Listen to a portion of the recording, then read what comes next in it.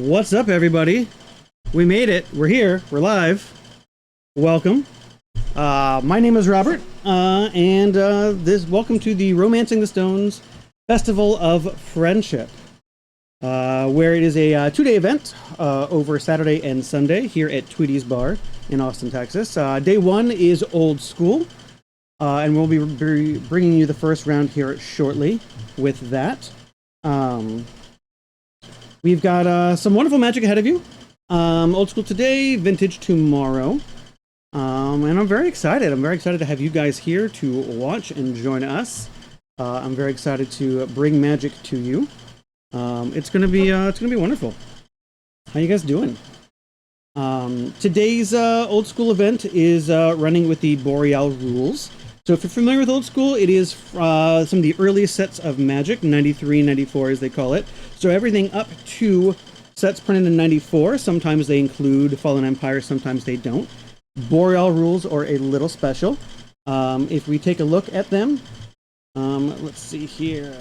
Let's bring those up. I can bring those rules for you here. So, Boreal rules. What does it look like? So you have Pacific rules, Eternal Central, Atlanta, Boreal, and you have Swedish. And they all have slightly different rule sets because this set is contained, it doesn't grow. It just has a kind of a curated list of banned and restrictions. What is Boreal? Boreal is the yes format. You have Mana Burn, you have Fallen Empires, you have 4 Maze of Iths, 4 Workshops, 4 Recalls, 4 Shahrazad, 4 Strip Mines, 4 Time Vaults. And that is not Ancestral Recall, that is the actual card recall for those new to Old School. You also do have Infinite Plague Rats. So you can play as many Plague Rats as you want if you want to have that experience. A lot of options. You can kind of do whatever you want. So that's kind of what we're playing with today. And I'm excited to bring that to you. We've got some lovely Magic ahead of you. Let's see, who do we have starting? So we are just starting now. Apologies for the tardiness. You know how it is sometimes wrangling Magic players. We have Patrick and Eric, who will be facing off. We're not really sure exactly what they are on just yet. They are getting their decks shuffled up here.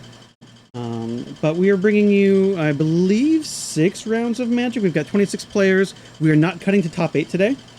And we are going to do final standings. However, if there's some shenanigans at the top, first and second have been encouraged to play on stream for the final prize. All of our tournament entry has been donated to Texas Food Bank. So I believe we've raised $10 an entry with 26 players, $260 for them. So that's wonderful, raising that for charity. We do have plenty of prize cards. It is a tradition with Old School to sign cards and for the top players. So we'll have those distributed. But let's go ahead and take a look at our players here.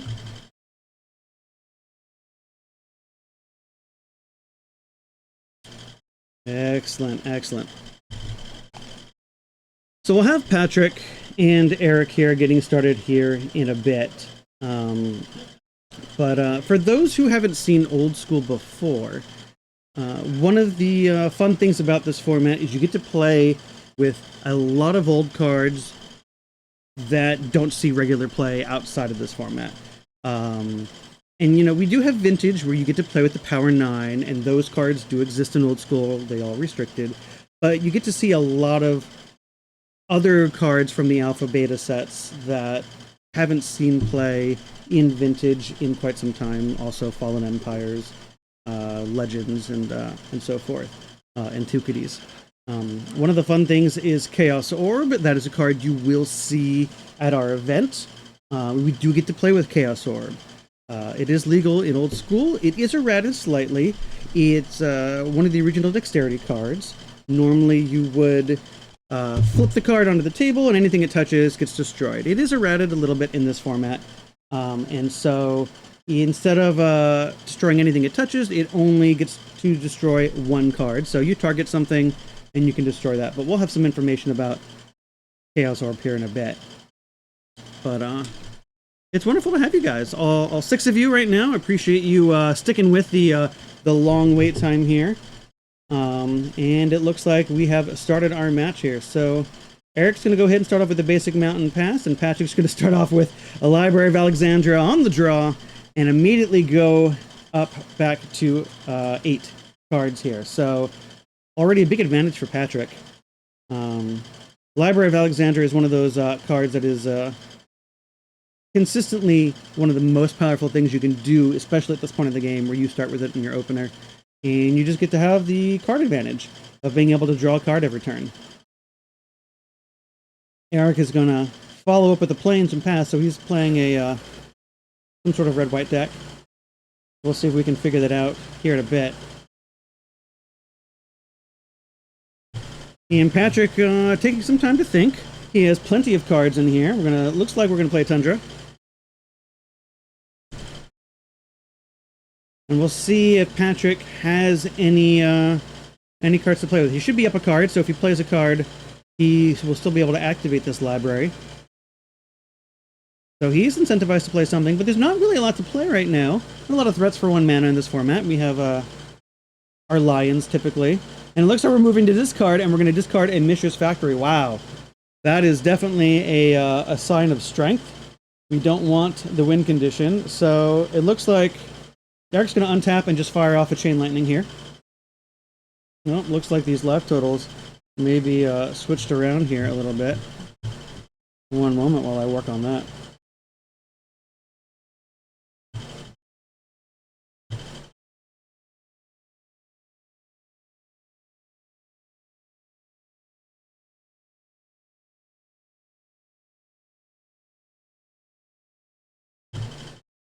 Let's see here.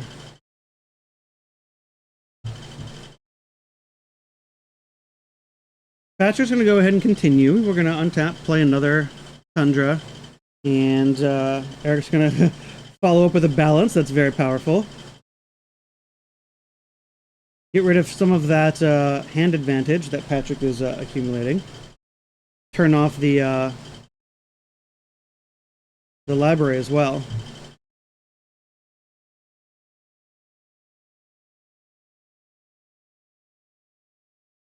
Alrighty, there we go. Life totals fixed. Excellent. So Eric's going to continue missing land drops, and we're going to see that get a little punished here with the strip mine. Remember, there are 4 strips in this format. Eric is going to go ahead and draw a Mox, so he does have his white source back, but we don't have any pressure, so we're going to kind of continue this this longer game. And we're going to go after the mana source, of course. Of course.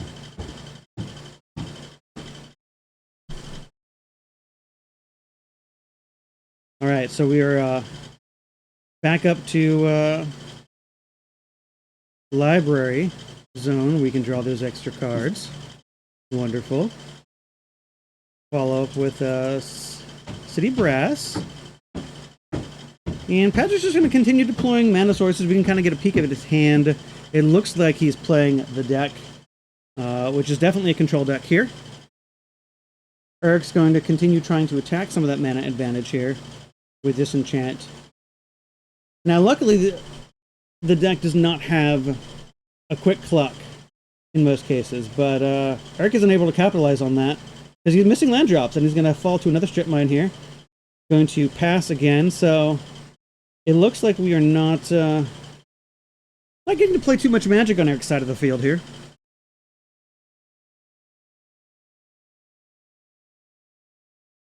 Patrick with his embarrassment of riches. We'll see what he decides to do here in a moment.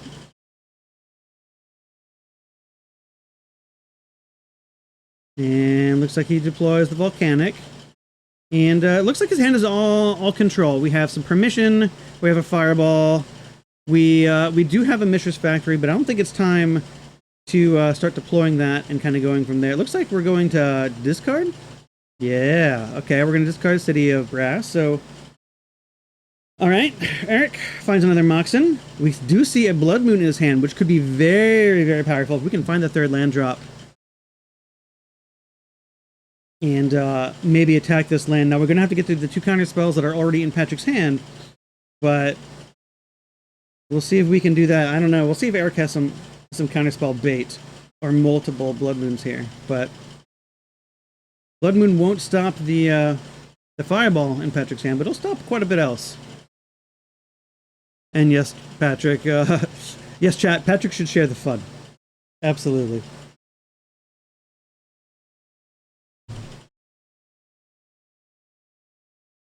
Definitely seeing the strength of Library of Alexandria. If Eric can draw one of the strip mines in his deck, which he doesn't think he can. All right, well, that takes care of that.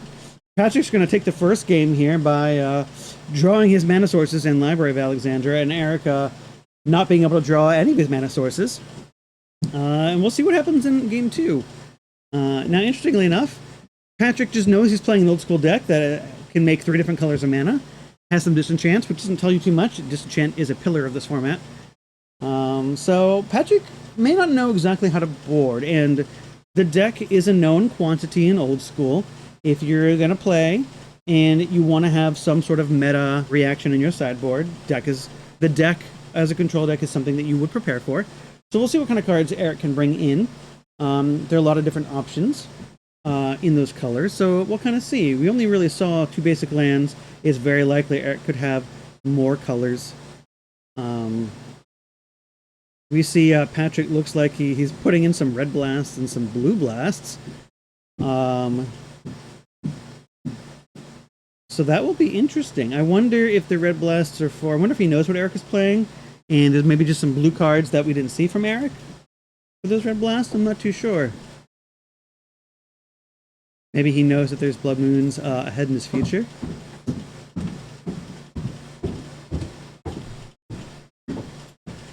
We will see.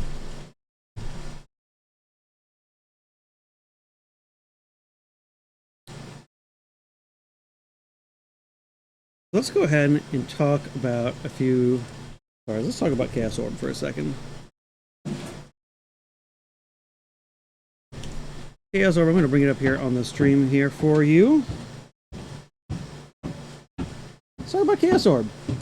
Chaos Orb. So, the original text, for 1 mana, you can flip Chaos Orb onto the playing area from a height of at least 1 foot.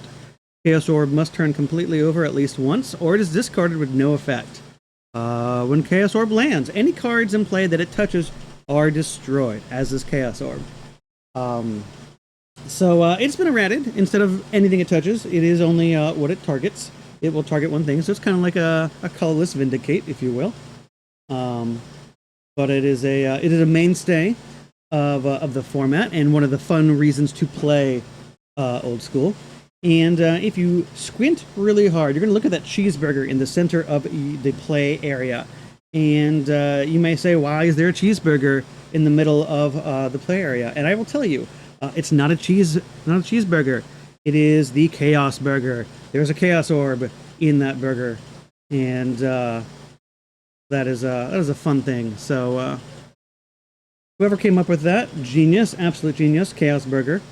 So remember to play your Chaos Burgers and enjoy the format.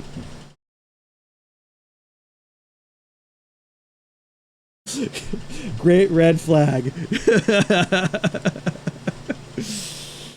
I know.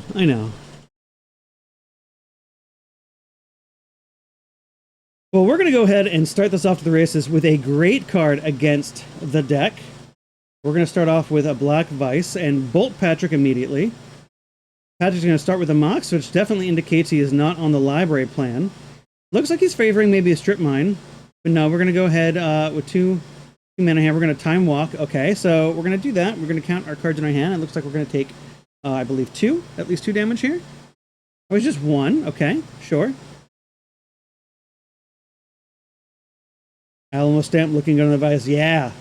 That is one thing that I do love about old school. If you've never played, the community is probably the best aspect of this format. And one of the biggest traditions is stamped cards, signed cards. You'll see that Black Vice has a stamp on there, some signatures on there. It makes it really fun to have these in your deck because it's, about the community, and it kind of just shows that you get to play and have fun. Patrick is going to go ahead on his extra turn, strip mine the land, and Eric is going to follow up with another mana source and disenchant the other mana source. So we've got the win condition, we've got the Black Vice chipping away here. Patrick down to 15. It looks like Patrick has drawn the Ancestral Recall, but with the Black Vice and not a lot of mana, it's not necessarily the best thing to do, but it does appear to be the best thing Patrick has to do. We're going to fire that off and draw 3 cards. Really hoping to draw maybe some Moxen. It looks like we got a Ruby, a Tundra, and a City of Brass. So we can deploy at least 2 more cards here, I believe, a land and the Mox. And then maybe one more card to get out from under this Vice, or at least lower.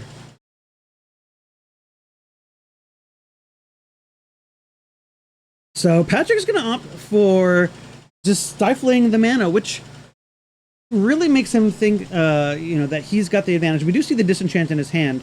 So Eric's going to go ahead and play the mana and the mana source. And now we've drawn, it looks like another disenchant. So we do have the ability to fire off the disenchant on the Mox here. And then maybe also fire it off later on this Black Vice to stabilize.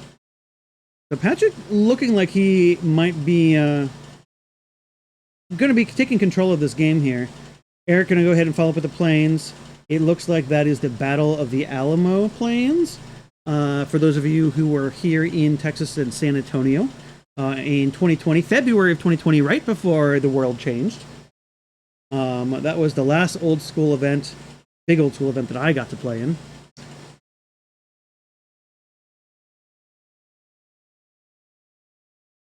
And Patrick's going to go ahead and Mind Twist. All right, so he's down to 11, but he doesn't seem to be too scared of this Black Vice. Eric down to a card or so. And if we don't answer the Black Vice, Patrick still has to play his cards, and we'll see what he does. He does go drop down to 4. He does have the Disenchant. He's opting not to get rid of that, to save it for maybe another threat. He may fire it off here end of turn. I think that makes a lot of sense. Take control of the game here. And now Patrick is in full control. We've got at least a counterspell, a mana drain in play, a swords. So we're going to go ahead and play another Black Vice. Patrick is probably going to not let this resolve. He doesn't really have anything else to do with these cards. I'm wrong. Patrick decides, I don't care. Draws a land, plays it, and notably a win condition this time. And Eric's going to go ahead and draw a Plateau. Now, Eric could be representing a Sword to Plowshares or another disenchant for this Mishra's Factory. So we'll see here. Patrick notably going to stay under this Vice with this City play. And we're going to... Are we tapping a bunch of mana here? What are we doing? We're going to...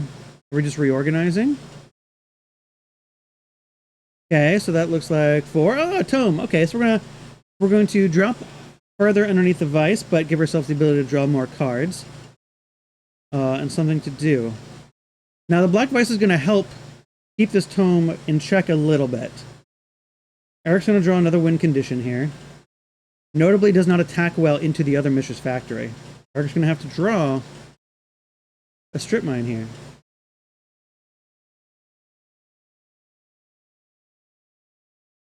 Patrick going to rearrange his mana again. Make sure he can activate this Tome without losing life to these cities.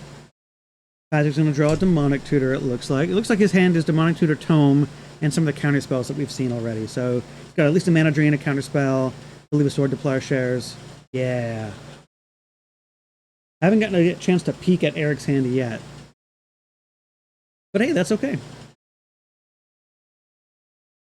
Welcome, viewers. For those of you who have joined in the middle of the match, it's good to have you guys here.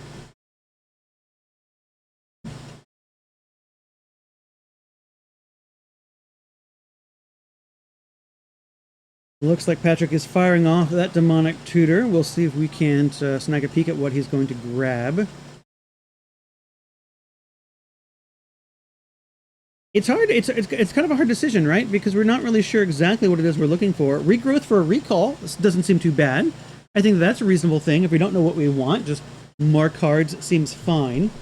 We're already at 11, though, so it may be a little difficult to justify doing that because it may put you back up into Black Vice range, which could be dangerous if we can't get back down quickly. And with without too much to target on Eric's side, that may be challenging. But it looks like we're just going to go for Disenchant, which makes sense. We can go ahead and get rid of the Black Vice when Eric passes the turn.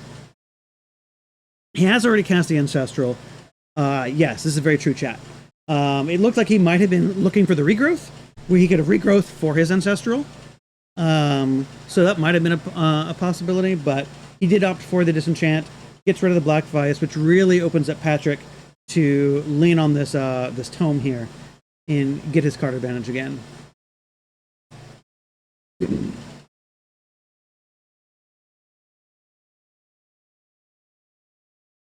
So that's what he's going to do. It looks like he is going to start the trying to win the game.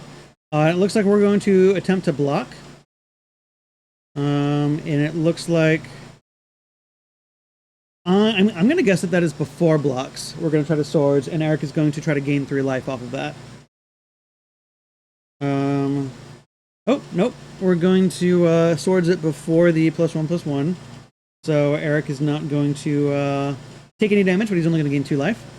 We're going to disenchant the mana source. That is interesting. I think that instead of going for the tome or the Mishra's Factory, I find that interesting. Why do we want that? I guess we have the strip mine for the factory. That seems fine. I would have gone for the tome here, just to make sure that Patrick cannot draw more cards than I can. But I don't know. We don't know what's in Eric's hand. He must have a plan. All right, we're drawing a card off of this tome. Looks like we drew an emerald. We'll play another city brass. Plenty of land up, but they're all painful. So this is a good opportunity now for Eric to deploy some cards. Because if Patrick wants to cash in on these counter spells, he's going to have to take some damage to do so. But it looks like he doesn't have anything to follow up with. So now this does open the doors for Patrick to have double blue up that is not invested in painful land. All right, we're just going to untap and bolt right to the face. I think that's perfectly fair. I think that's reasonable.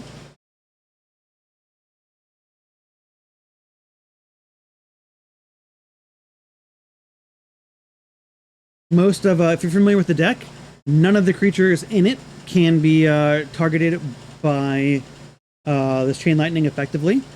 Sorcerer Speed does not hit Mishra's Factories very often, and it might play an Angel or two, which are too big to be bolted. So Patrick, though, uninhibited by the Black Vices, is going to continue to draw extra cards here, and really start closing the door here on Eric. And Eric's not short of mana sources right now. I wonder if his hand is just full of answers. So Patrick still has to close the game. He still has to win the game, and he's drawing extra cards. So if we can answer all the win conditions, which is definitely doable in this format, Patrick may not have any way to win outside of maybe a large fireball that Eric can't counter, or he's not gonna deck Eric. He is at risk at decking. Ooh, okay, all right, chat. Please help me with this one. The art is not familiar. Or the name, I cannot remember the name of this card. But he's going to deploy a card. I'm going to try to look it up. And those chat can help me out. Help me, chat. You're my only hope. This is why I need a buddy. I need a buddy who knows all the cards. Looks like it is from Legends. Oh man, that name is escaping me.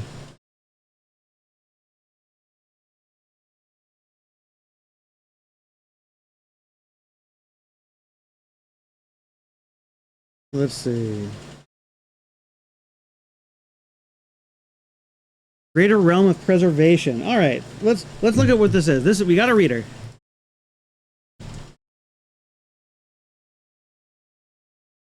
Greater Realm of Preservation. All right, guys. All right, cool. The next time a black or red source of your choice would deal damage to you, prevent that damage. Okay, so this is wonderful. This will stop a fireball. Which is great. It's this is great, wonderful. So this is a good card to have deployed for as long as it stays here. It's not going to do much for this Mishra's Factory here. Patrick has deployed the Abyss, which is really going to make it difficult for Eric to keep some creatures on the battlefield, unless he's got some artifacts around here. But Patrick still has to find a way to close the game, and this Mishra's Factory can technically do it. It's going to have to work real hard and survive some of these some number of strip mines.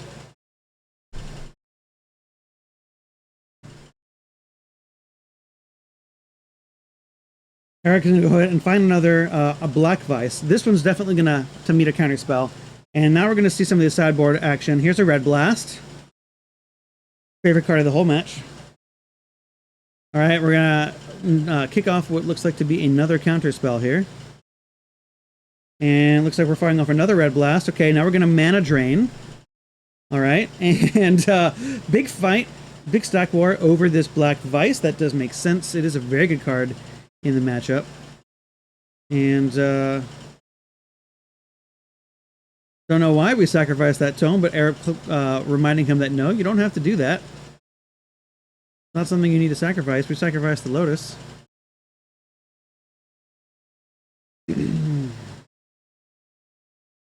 All right, so we're looking at 2 more Red Blasts in the hand. No, we're looking at Eric's graveyard. Sorry, I thought he pulled up his hand for a moment. And Patrick is going to deploy the Glare. You cannot see what that is. Apologies. Looks like a land or a Mox. Yeah, it looks like it was a Mox. Cool. So we are approaching Fireball range if these factories can kind of chip Eric down and Eric can tap out.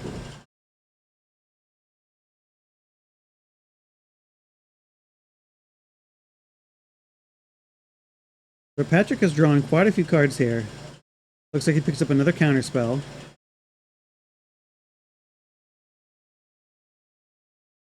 Patrick is a local here from Austin. He is definitely known to play some of these more control-oriented decks. In middle school, he does play a lot of Standstill and Landstill decks. It is not surprising to see him on the deck, the control deck of the format.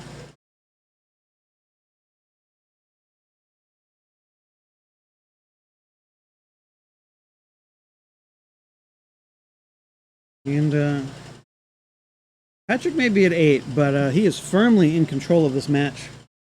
Eric does not seem to have much going on. We did deploy Force Field, which is excellent. It's going to keep Eric alive quite a bit longer. Patrick is going to have to work very hard to close out this game. Shields are definitely up for Eric.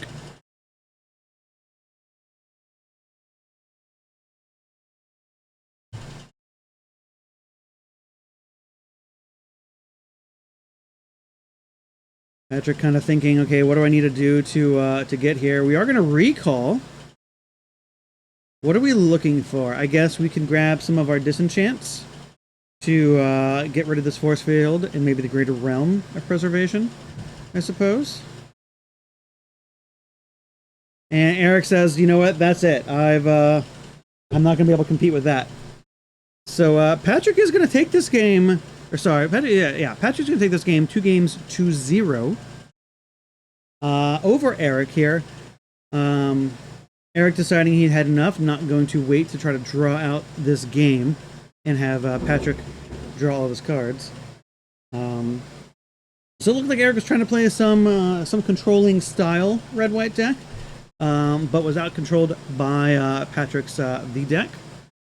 And there you have it. Perfect. Well, that was wonderful. Thank you guys for watching that one here. That was round 1. We'll see if there's I don't think we're going to have another backup match to be able to put on stream. We'll see. We haven't told the players to be prepared for backup match, but don't turn away. I do have some stuff to keep you entertained. We do have some of our highlight reels from previous Romancing the Stone streams, which include our middle school streams, some of our really old school content that we were able to record back in 2019. We do have some of our vintage matches from our invitational events as well. So please stick around, have fun. I will go ahead and make sure that it's clear when we expect to return. We do expect 50-round matches, 50-minute matches, sorry. We have 26 players, so expect the next match probably at least in the next, to return at least the next half hour or so. But in the meantime, stay tuned.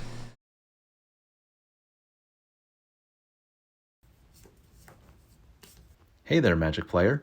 Looks like you've got a match going on. Did we keep a good hand? Let's see it. Show us. Oh, we've got Strip Mine and a Mind Twist. Our opponent is not going to have a lot of fun in this game, are they? Say, come back here a second, actually. What was that last card in your hand? Can you show me again? Oh, Chaos Orb. That's a fun one. Have you used this one a lot? Oh, well, so this is actually a dexterity card. You have to actually hit your opponent's cards with it in order to use it. No, not throw it. Like, you have to flip the card on the table. It's confusing. Why don't I explain a little bit more?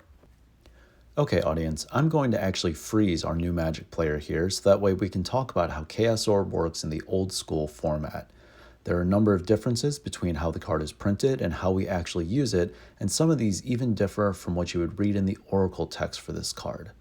With Chaos Orb, once you activate it, you will choose, importantly, not target, a single non-token permanent on the battlefield. Now, before moving to the next step, you may move this card closer to you. You don't have to awkwardly hunch or reach across the table, but you must then flip the orb from at least 1 foot above the battlefield surface, and the card must make at least a 360-degree edge-over-edge rotation before landing on the table. Think of this as if you were flipping a coin versus tossing a frisbee. Once your Chaos Orb has landed on the table, if it is touching any part of the chosen card, that card is destroyed, and then the Chaos Orb is destroyed. If you put all of these things together, that means if your card does not make at least a 360-degree rotation, then you have failed your orb flip and your orb just goes to the bin. If your orb lands on the table, even if it flips 360 degrees but misses the chosen card, then you have missed, and your orb will go to the bin. Now, it is important to note that because you do not sacrifice the orb as part of its activation cost, an opponent can respond to you activating your Chaos Orb with an effect like Shatter or Disenchant to destroy your orb. You are then left with nothing to flip.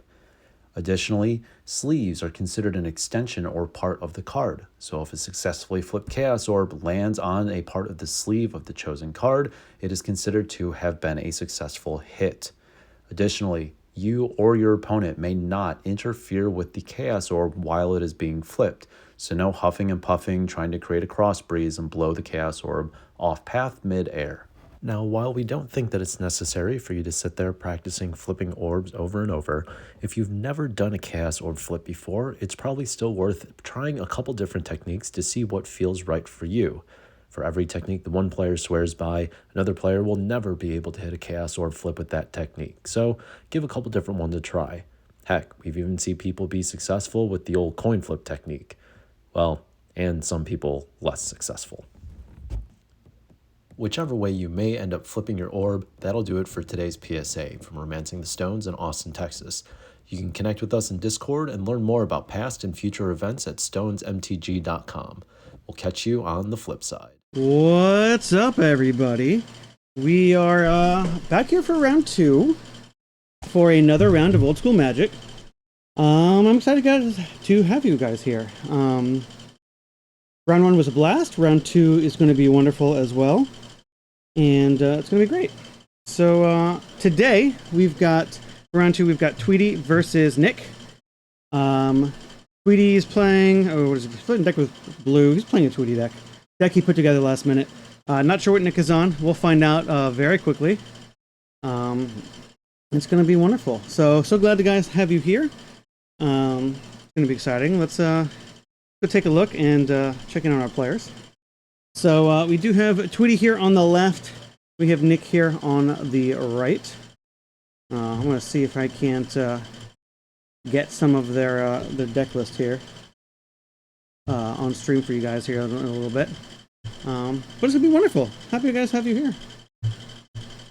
How you guys doing, chat? How's it going? You guys having fun? I hope you guys are having fun.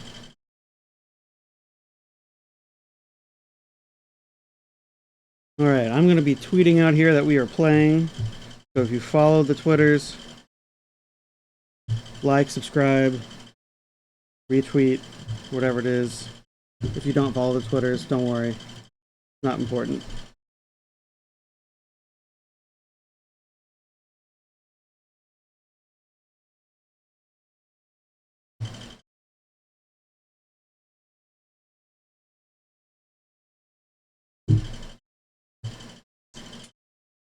Alrighty, so while we wait for our players here to get started, again, we were playing Old School today, and Old School is a format full of old cards, all the way up from the beginning of Magic to the to Fallen Empires, more or less.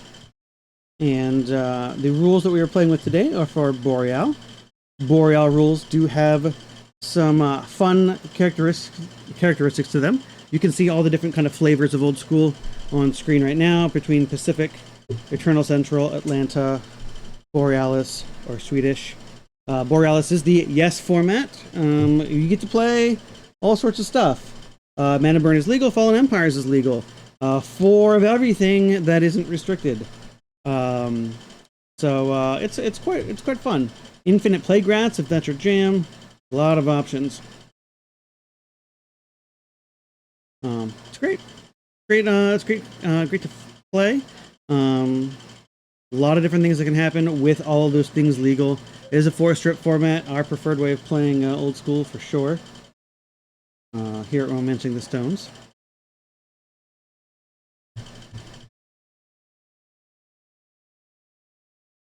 Alright, I'm gonna go pop up real quick and give our players the thumbs up to get started here.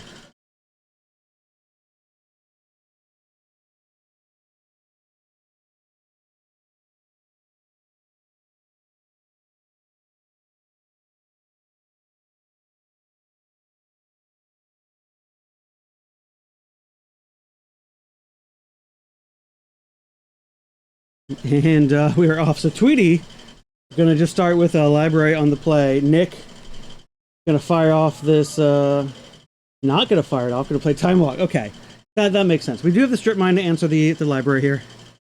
We're going to Time Walk, which is likely to see another land drop and a strip on Tweety and put Nick pretty far ahead.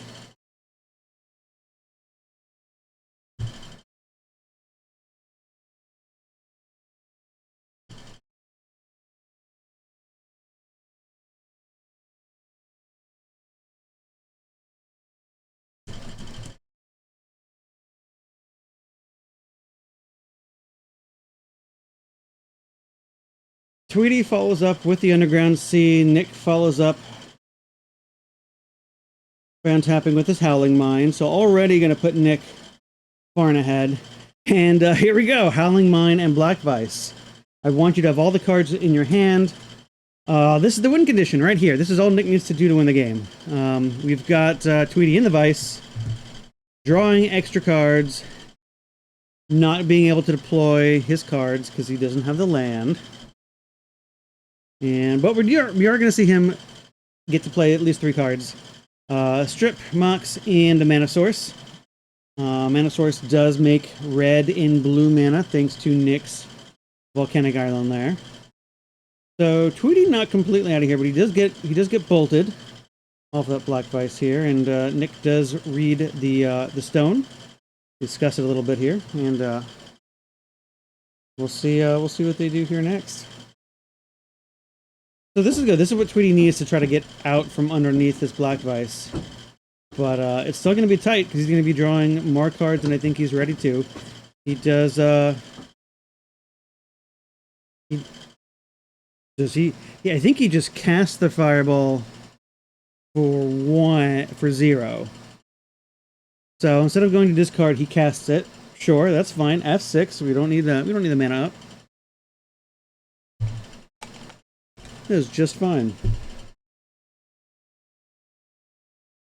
And he goes ahead and strips the strip. That's as expected. Another Howling Mine, which is going to make this Black Vice even more powerful. So, Tweety is looking for like a disenchant style effect here to get rid of this Black Vice here. When we don't have the white source, so we can't cast one even if we had one.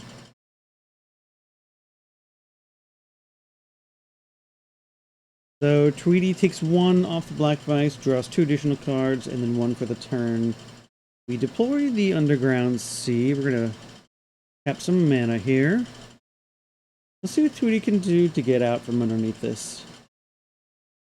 That is an answer. We do have our first Chaos Orb of the day. And notably, Chaos Orb has to be on the battlefield when it resolves in order for you to destroy a permanent.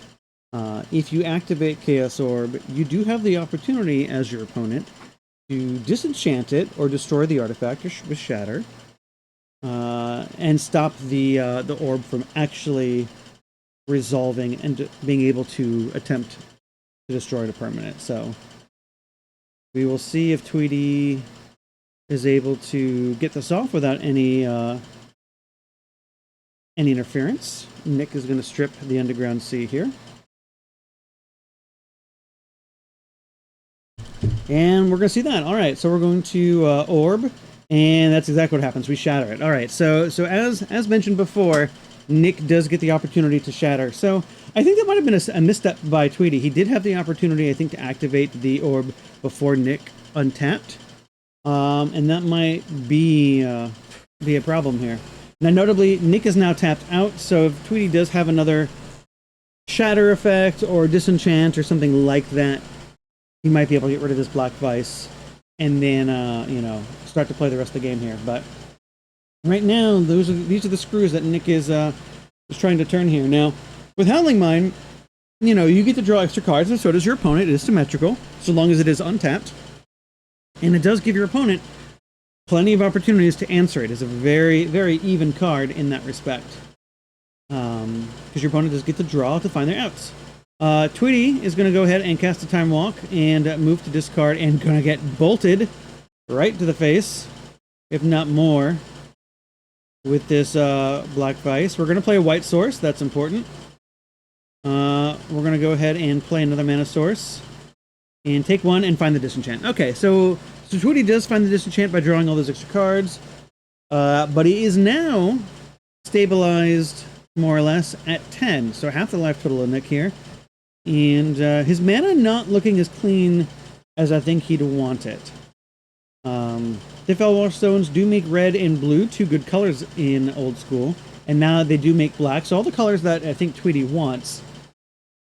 Nick is going to deploy the Soul Ring, and we'll see what Nick can do with all these extra cards that he's drawing as well. But it may give Tweety a time to untap and stop trying to answer the Black Vice.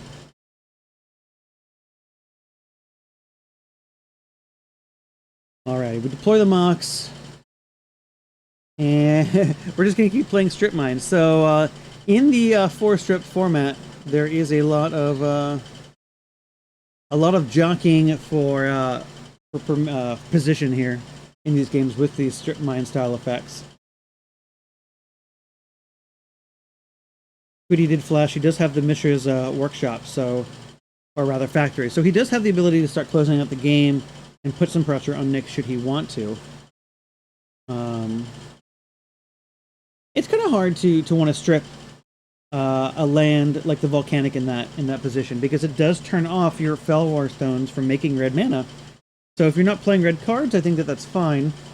If you're worried about Nick being able to shatter your own Mishra's Factory, I think that makes sense. But Nick is going to be drawing all these extra cards too, so it's going to be difficult for destroying the land to be a long-term strategy, I think. All right, Nick has access to 6 mana.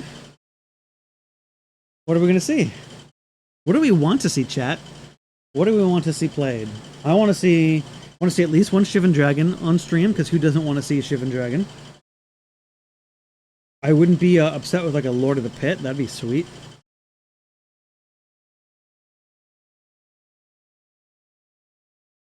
Underworld Dreams. All right, so we are firmly on the Underworld Dream plan. Tweety's going to show he's got the counterspell for this. We're going to go ahead and attempt to counterspell right back. And Tweety is going to say, hey, nope, I'll take a damage, but I want to counterspell that as well. And Nick's not going to be able to respond to that one. Tweety's going to drop down to 9. And Tweety dodges that bullet, but we're 2 counterspells down.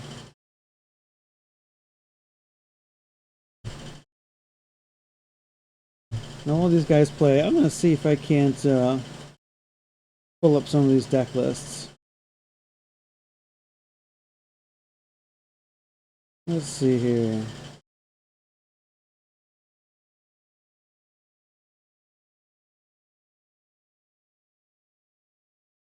Well, Tweety said he sent the deck list in. I don't see it, so that's okay. Tweety does deploy the Mishra's Factory. Notably signed in white ink, something he pointed out to me earlier in the day as something special to him. We're going to see Disenchant for one of the Howling Mines, kind of slow down this the draw engine here. Seems like a good thing if that's what Nick's deck wants to be doing.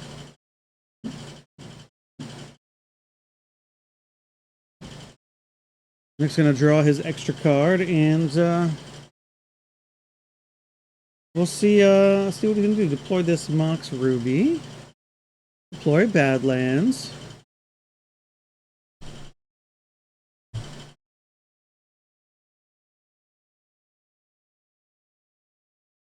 I do not know if Nick is on Time Vault. I'm going to see if I can find out. It does seem like a reasonable thing to be on right now.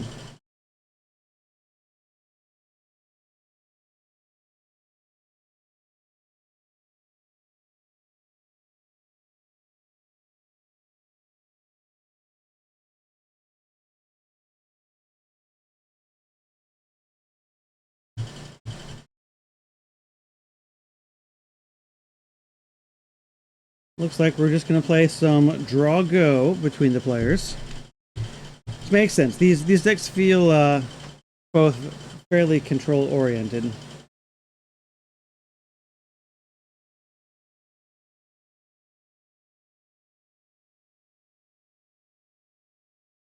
All right, let's see what Tweety's doing.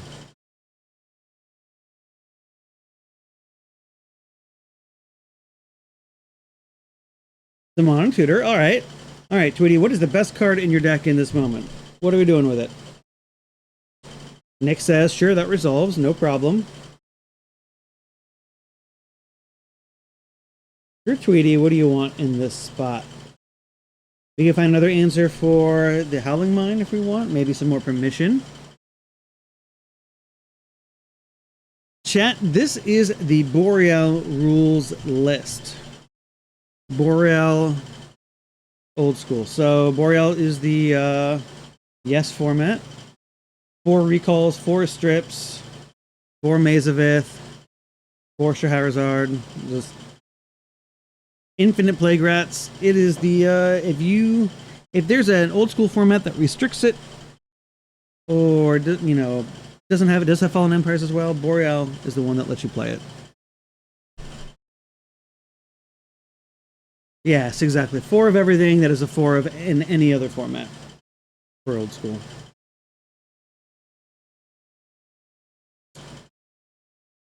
So it looks like we're going to try to fire off a Disenchant. We are going to Mana Drain. Now there's Mana Burn here, so Nick's going to go ahead and get some extra mana here. And we're going to see what happens now.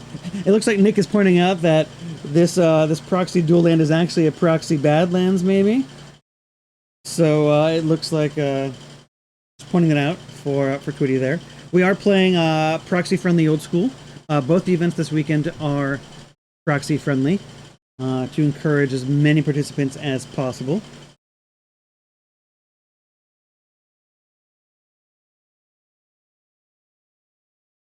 All right, so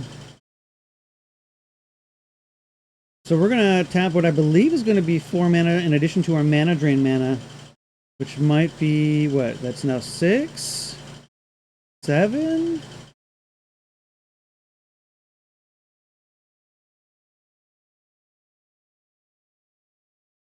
Eight? This is going to be like a Brain Geyser? Yes. All right, we're going to Brain Geyser.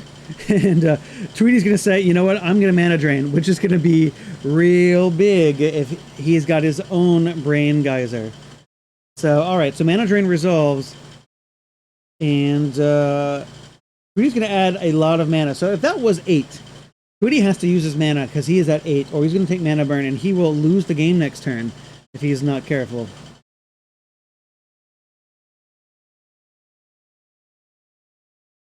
We love to see it. Love to see it.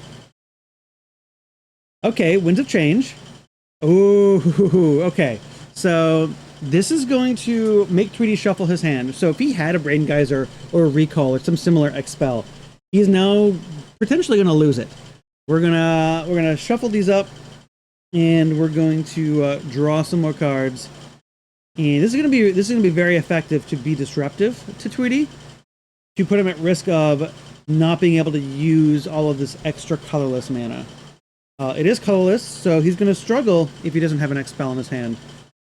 And could potentially put himself fairly low here. He's going to have 3 draws, though, so he's going to have plenty of opportunity to find his spell. We'll see what he's able to accomplish.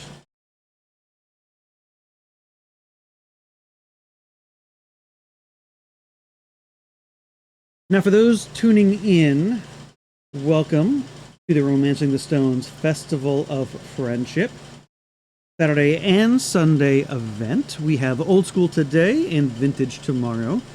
We are coming to you live from Tweety's basement, hence all of the basement noise.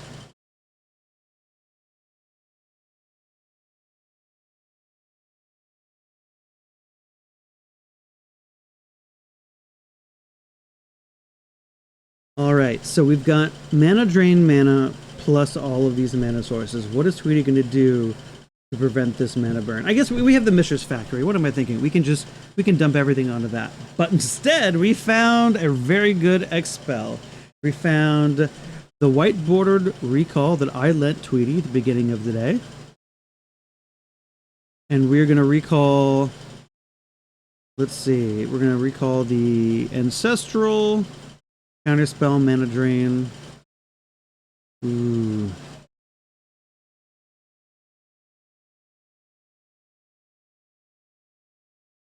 This is my fault, absolutely. 100%. Tweety owes this play to me.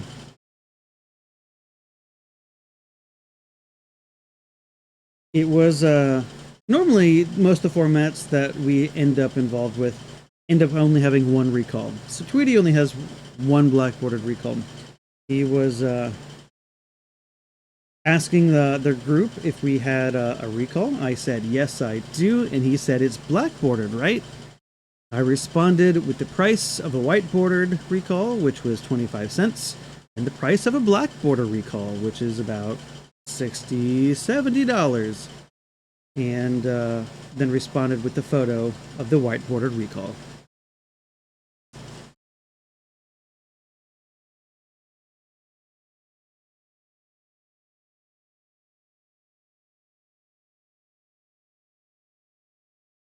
So it looks like Tweety may be taking an extra turn here after getting a lot of blue spells back, which puts Tweety firmly in the driving seat here. It looks like we're going to attack for a bit of damage here.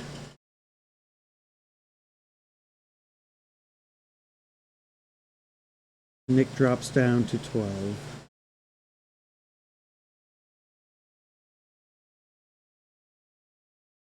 Two mana. What do we got here? We got a disenchant? Sure. Yep.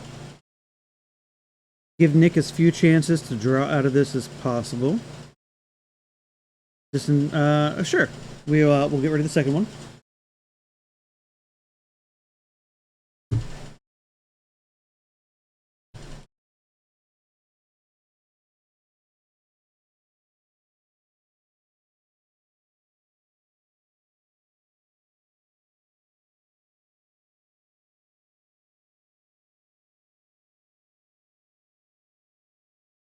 Players kind of discussing a few things. Nick passing back.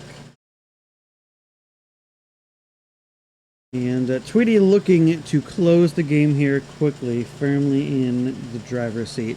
We do know his grip is full of blue permission.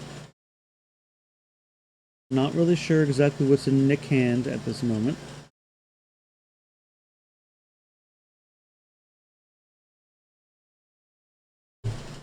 Tweety plays a tome. He wants to draw cards his own way. Nick says, hey, I want a new grip. Tweety says, I don't. And we are going to mana drain. Nick says, hey, I'd like to try this one more time. And it appears that it is happening. Notably, Tweety does have 2 blue sources up, so if he had a counterspell and wanted to, he would have the ability to. Looks like he's chosen not to.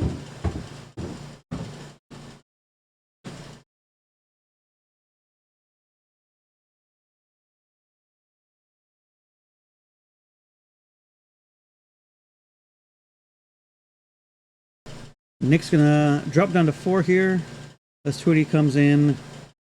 Nick needs quite a few things here. He'll need some sort of shatter effect to answer some of these Mistress Factories, maybe a strip mine to try to stabilize here.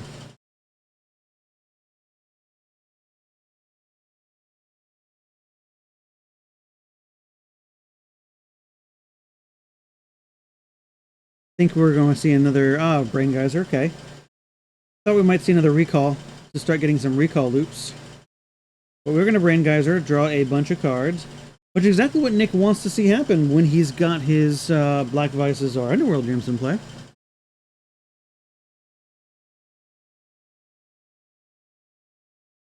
Nick's going to take one more draw step to see if he can't find a way to survive this next attack. And he's not going to find it. Tweety is going to take the first match here.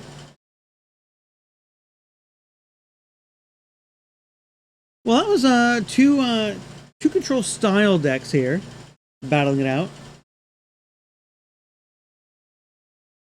Tweety able to find the answers to the Howling Mines and the Black Vices and Underworld Dreams, which is tends to be the difficulty with the Howling Mines style strategies. Is it is symmetrical, and while you do want your opponent to draw extra cards for Black Vice and for Underworld Dreams, it does allow them to draw the answers that they need. So if you don't draw your permission to their permission in the white sequence, it allows a deck like Tweety's to draw out of it and stabilize. So what does chat want to see coming into the sideboard here? We'll probably see some number of Red Blasts to counteract some of this permission. I'd love to see Blood Moon. I don't think either of these lists are gonna bring in a Blood Moon.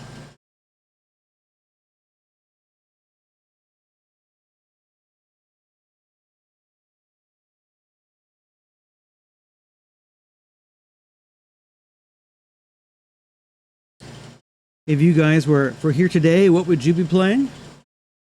I had sleeved up were I to have decided to play. I had sleeved up a blue, red, green deck, playing all your bolts, your psionic blasts, and some storm seekers. I wanted to just burn people out of the game. You wanted to be a control deck, drawing all these cards. I wanted to storm seeker you. That was my plan. It's going to be a blast. I haven't seen if anyone is playing the All Plague Rat deck. I hope somebody is. Could be fun.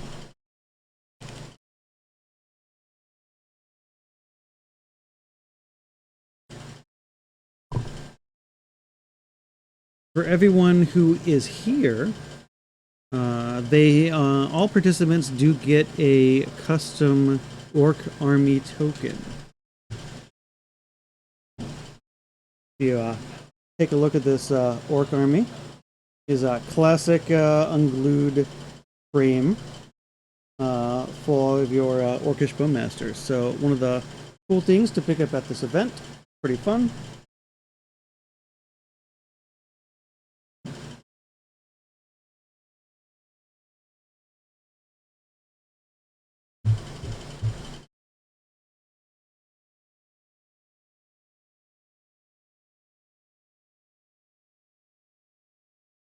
Some sort of stasis pile. Yeah!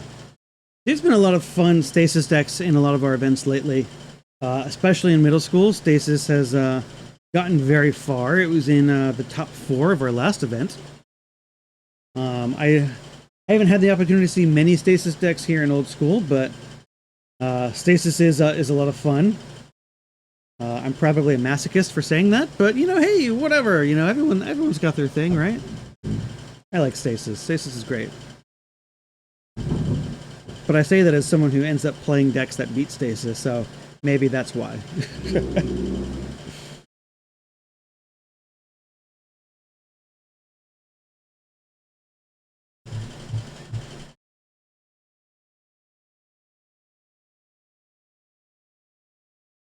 All right, well, we're going to see what I think is so far the coolest play of the whole event. Dark Ritual, Underworld Dreams. And that is going to resolve. Tweety going to take 1 on his draw step, and the game is afoot. Notably, we've got the disenchant mana, and but we don't have the disenchant right now, so we're going to follow up with a Felwar Stone and a Black Lotus. Okay. Chad, Heavy Sadist needs a masochist. There we go. Sure, love it. So Tweety has plenty of mana to deploy whatever he needs to deploy, but doesn't have the answer to this the Underworld Dreams here. But Nick is going to go ahead and ask a question. That question is, can I draw 3 cards? And Tweety's going to say no. I would like to counterspell that. Nick is going to strip mine. Tweety's going to take 1 from Mana Burn. Take your Mana Burn, Tweety. Take your Underworld Dreams damage. Alrighty. We're going to have to remind Tweety here that he took some Mana Burn damage here. 1 moment, please.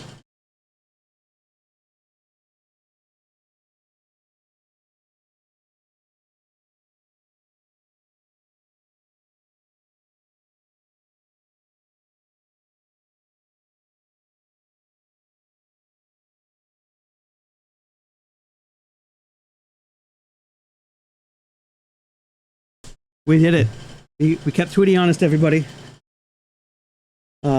Tweety does follow up with a Circle of Protection red. And Nick, on his turn, is going to Demonic Tutor. Real missed opportunity to bolt opponent there. Yeah? Sure.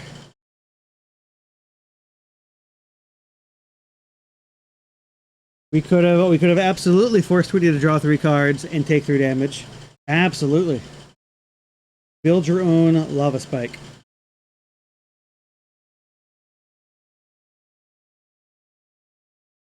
So if we were Nick here, what do we want? Are we looking for like a Howling Mine to continue putting on the pressure with Underworld Dreams? Or are we looking for something to answer some of these artifacts, like maybe like a Shatter Storm or something? That seems good.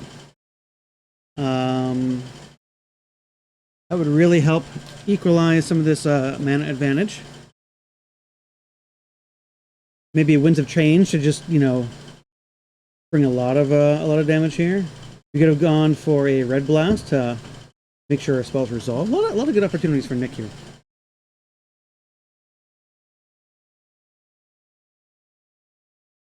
Nick is going to deploy his Badlands, not a Plateau. We're going to cast Wheel of Fortune. Okay. So Tweety just immediately lets that resolve. Tweety's going to go ahead and take 7 damage as well. So that is a great Demonic Tutor target. And notably, we left up the red mana for Red Blast as well. So we get to see the power of Nick's deck when we have the engine online, that is the Underworld Dreams. So Tweety does draw into the Disenchant. We do get to answer the Underworld Dreams. But that does put Nick up further ahead. As it looks like a decent amount of what Tweety drew may have been mana sources, which is great when you have a tome. So we've got a tome. We don't have the Underworld Dreams in the battlefield anymore to punish us. So now we'll see if Nick can apply more pressure here. Tweety does deploy the Mishra's Factory. It is checked by the opposing strip mine at the moment. We'll see if Nick decides when he needs to deploy that. He does have some life total to work with right now, and is at a mana disadvantage, so he may need to tap this for mana here. We do drop the swamp, so notably we do have 3 black sources again if we needed to deploy another Underworld Dreams. But we're going to go ahead and deploy Howling Mine. Tweety deciding if that's okay. He says, sure, that's fine. That isn't the real threat right now. There's the real threat. Okay, so we're gonna mana drain that. Howling Mine did not was not the right bait.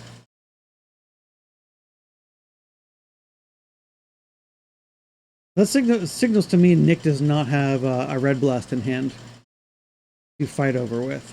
So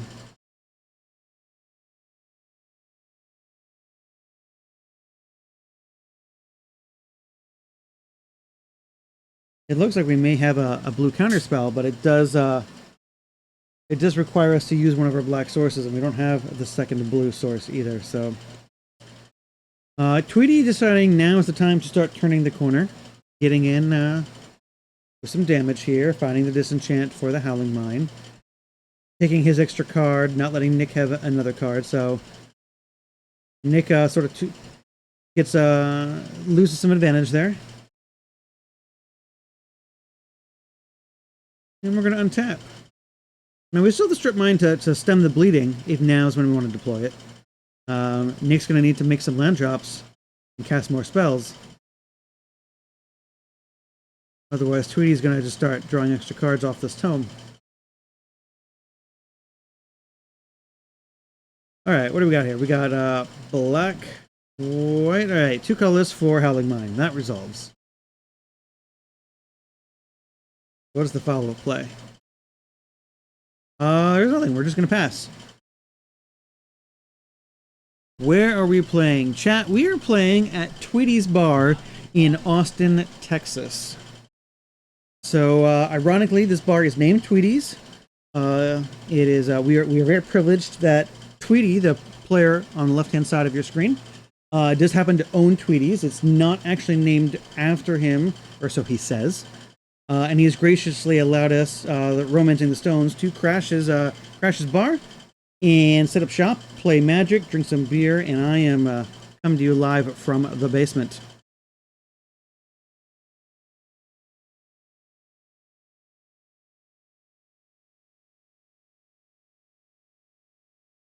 Tweety is a really good guy to know. Absolutely.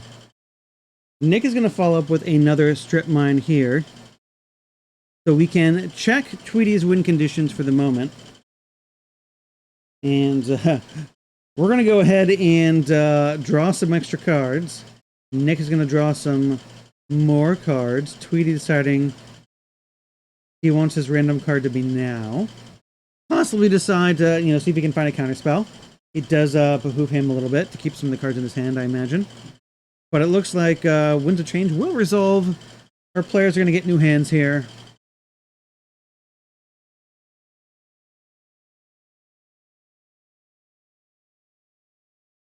Notably now, Nick is down on black sources, so we'll need to find another black source if we're going to try to cast our Underworld Dreams.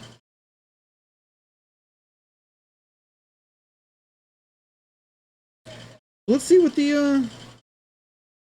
our deck roulette has given us with these new cards. We found a Mox.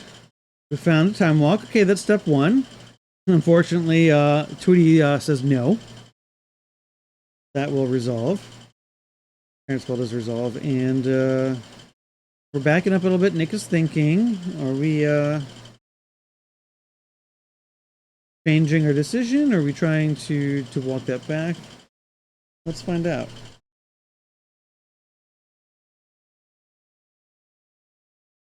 Chaos Orb, alright. So notably here, Nick is tapped out, which means his Strip Mine is vulnerable to a Strip Mine from Tweety. He won't be able to activate Chaos Orb in response to Disenchant as well. So Nick deciding that deploying this now to untap with the rest of his mana makes sense. He does again have some life to play with, so that's fine. Not opposed to that.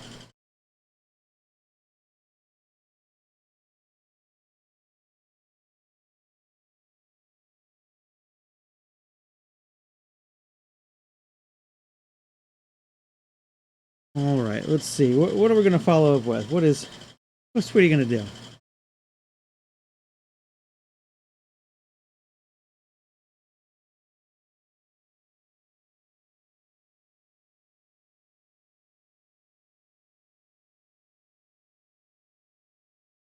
Disenchant. Sure. Not afraid of the Chaos Orb. We want to get rid of the Howling Mine. I'm on board. That's fine. We're going to recall, alright? Or it looks like just the one. Get back a counter spell. Okay. So Nick is going to get to untap here with Tweety not having that much mana available. We've got 3 stones, which can make blue. We can make quite a few colors here. But Nick really has the option here to maybe deploy a threat, find a way to maybe resolve something important here, some pressure.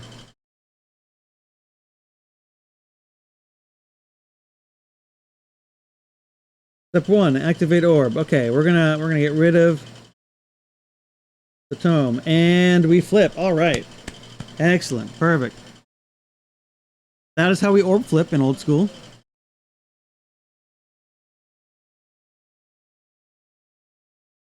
And that's gonna do it for Nick's turn. Leaving some mana up. He does have the strip mine. And Tweety unable to continue to gain his card advantage. We're going to force the strip mine activation. No problem. And we're going to get stripped as well, losing our blue source. But it looks like we're floating some mana. What are we floating? Because we do have mana burn. That is something that we have. Maybe we didn't float mana.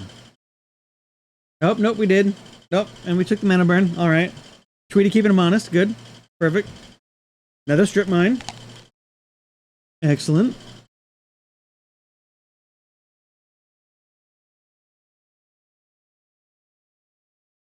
And a black vise.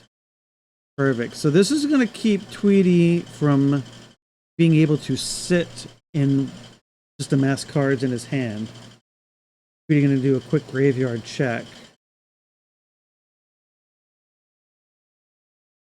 And we will time walk. Move immediately to the extra turn. Very expensive cantrip, everybody. Next, going to get to go ahead and untap here, and it looks like he's passing right back. Tweety finds a box, and passes, staying under the vice.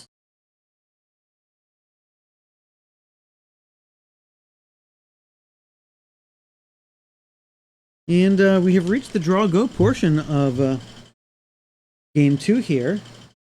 Tweety finding a library, which isn't going to do much good with this black vice in play.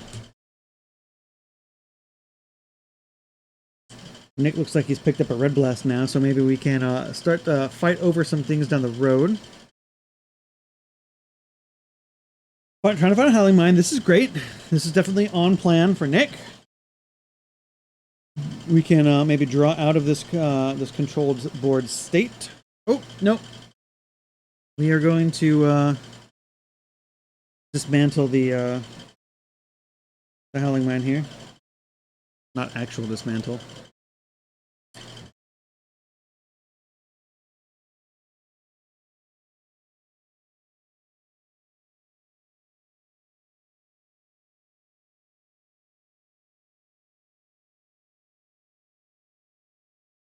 And we're going to continue our game of Draw Go. Tweety definitely needs to keep drawing cards he can play, or this Black Vice will start to take over the game.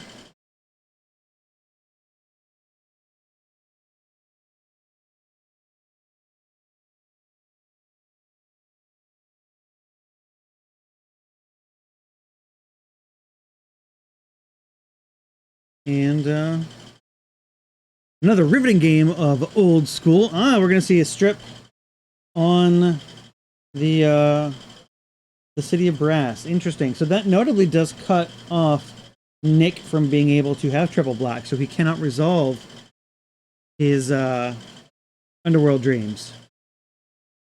But we do get to play another Black Vice, which will endanger Tweety down the road. We're not there yet, but we're getting real close. Tweety still managed to draw a land he can keep playing. Tweety does have 4 cards in hand. Notably, he does still have at least 1 more land, so he does have some time, but not much here. Go up to 5 cards, down to 4. All right, so that was the known land that we had in his hand. Nick opting to keep the strip mine for future Mishra's factories, which does make sense, but it does look like Tweety drew some action. And are we just gonna? Or are we just seeing a big? What are we seeing here? We're seeing a regrowth. Okay, sure, regrowth. All right, sounds good. And then are we going to tap everything? Okay, we're gonna try to finish the game off here. So we're gonna regrowth the fireball, and then we're gonna see, does Nick have double blue? He does. No, he lost the underground sea. So Nick does have Nick's gonna get fireballed out of this game. All right. Well, Tweety's gonna take this game 2 games to 0 with in epic fashion by fireballing his opponent. You can't really ask for much more than that. That is exactly how we want to win games of Old School. It looked like Nick was missing the second blue source. It looked like he might have had a counterspell in hand. But Tweety did have the red blast as well with his 1 mana floating. So everything he needed there to kind of close out the game. Tweety is going to improve to 2-0. Nick is going to fall to 1-1. That was a fun game. I enjoyed that. You know, we had a little bit of draw go there, a little bit of tension, but Tweety did draw the regrowth there. But wonderful. So again, if you are joining us mid-match and don't know what event you're watching, this is Romancing the Stones Festival of Friendship, live from the basement of Tweety's bar, hence the fun background, and the basement noise. So what is the Festival of Friendship? Festival of Friendship is a 2-day event over Saturday and Sunday. First day is Old School. We've got 26 players today. Tomorrow will be Vintage. Both events are proxy friendly. What does that mean? That means we want you to play the game. So shuffle up whatever deck you want to play and come join us. Today's event was for charity. We raised, I believe, $260 for the Texas Food Bank. That's wonderful. Wonderful charity. Tomorrow's event is cash prize, as well as the winner of the Vintage event gets a sweet, what's the word I'm trying to say? Trophy card, sorry. Trophy card, it is a Mox Emerald proxy, branded with Romancing the Stones. It's quite wonderful. As well as they win a spot in our end of year invitational. So Romancing the Stones does put on a series during the year with several events that does culminate into the end of year invitational. We've been able to stream the invitational the last 2 years.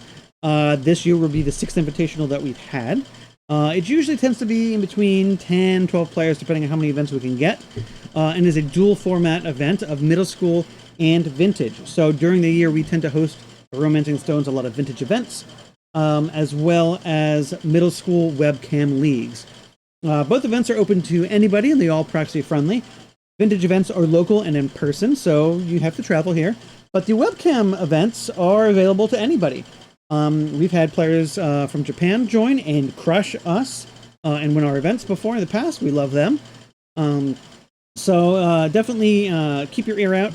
Follow us on Twitch. Join our Discord if you want more information on those webcam events. They're a lot of fun. They are proxy friendly.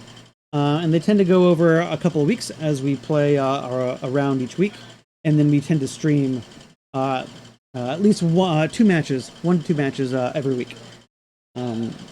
Today, if you participate in any of our events, you get a cool Orc Army token. Now, what does this token do?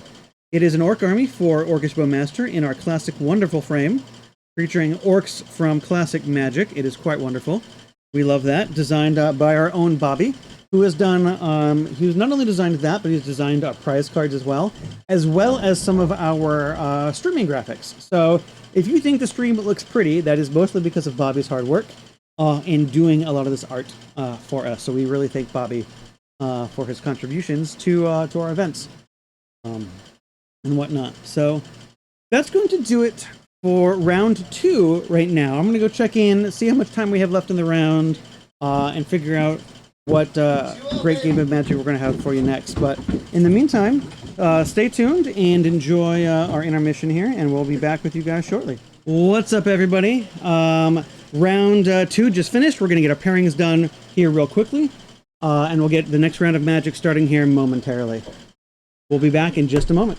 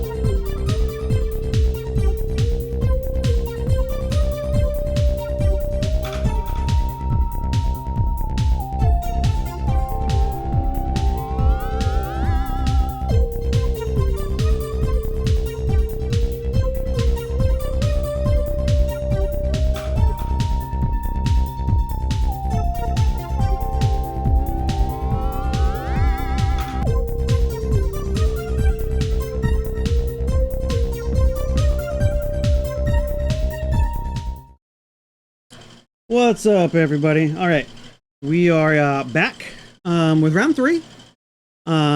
We are starting to move full steam ahead here, and so we got another round of old school for you. I do believe we're doing 6 rounds today. I will double check that for you guys just to be certain. There is no cut to top 8, as we are just going to do final standings for some of the prizes.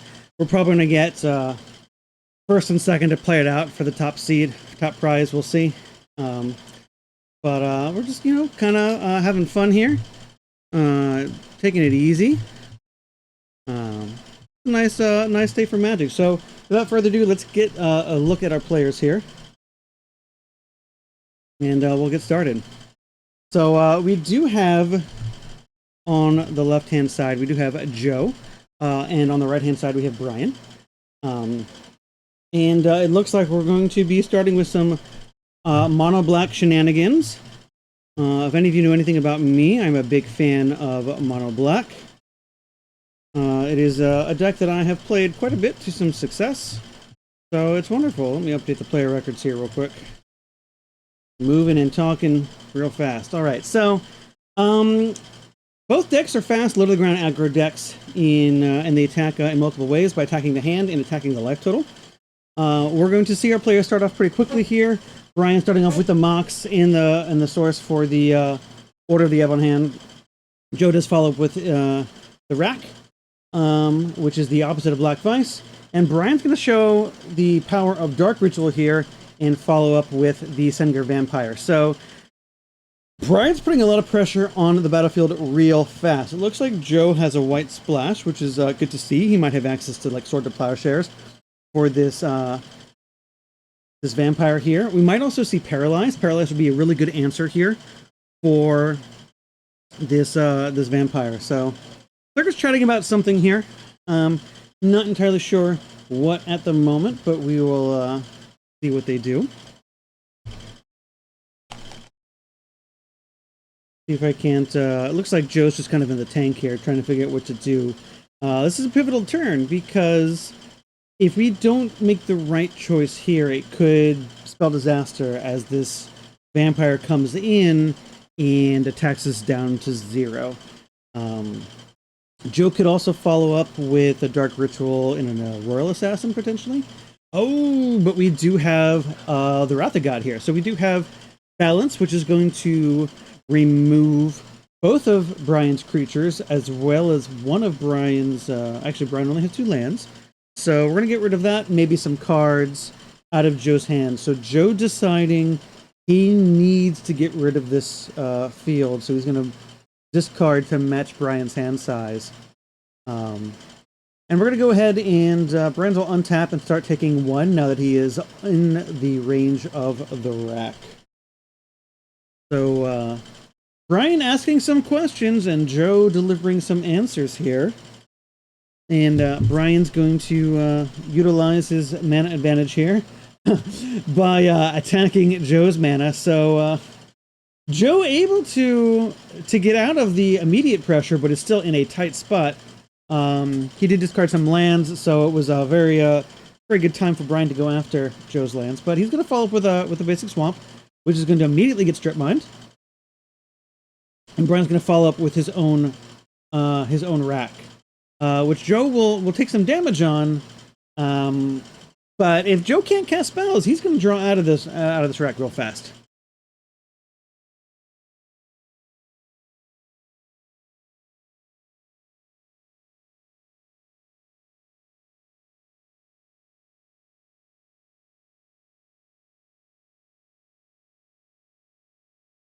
So we're going to see some draw go from both sides. Joe's going to find a second mana source. He's going to cast a Hymn to Tarok.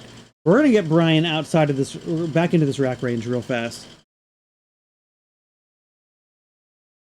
And it's going to add represent a number of points of damage. So we're going to see a Drain Life, which is really good against some of these X1 Order of the Ebon Hands. We're going to see get rid of the Paralyze as well. So some more removal. This is good. Brian is going to find a threat. Some pressure here. And while these players lose some life here. Now, notably, we have white access to white here, which means we can answer... Well, we can't answer Black Knight. Black Knight has protection from white, so any Sword of Plowshares doesn't do anything. We could answer this vampire that we saw, if Brian does have another one. Brian's going to go ahead and lose his last card, which was a hippie, to the Mind Twist here. We're going to go ahead and get in for 2. And Joe's going to be under the pressure real fast. He's going to be under this rack while also having the Pain Land. If he plays cards to the board, he will continue to take damage from the rack. So we're going to cast Demonic Tutor. Number of different things we can get in this position. We can go for a mana source just to continue deploying to the board. It looks like we're going to go ahead and grab another rack to try to close up the game faster and erase this this Black Knight. So that means if Brian gets untapped, he's going to go ahead and drop down to 6. And he can't really afford to play anything from his hand because he needs to stem the bleeding. Joe needs to draw Paralyze or a creature that can block. And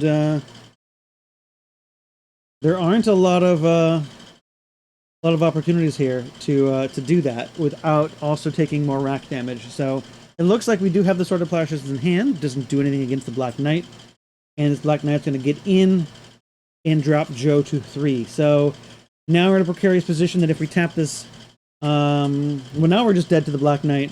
We need to find a way to answer the Black Knight and also keep cards in our hand, and this is not going to do it. So it looks like Brian's going to take the first game. To 1-0. So from in this mono black mirror. Sorry, that went by real fast.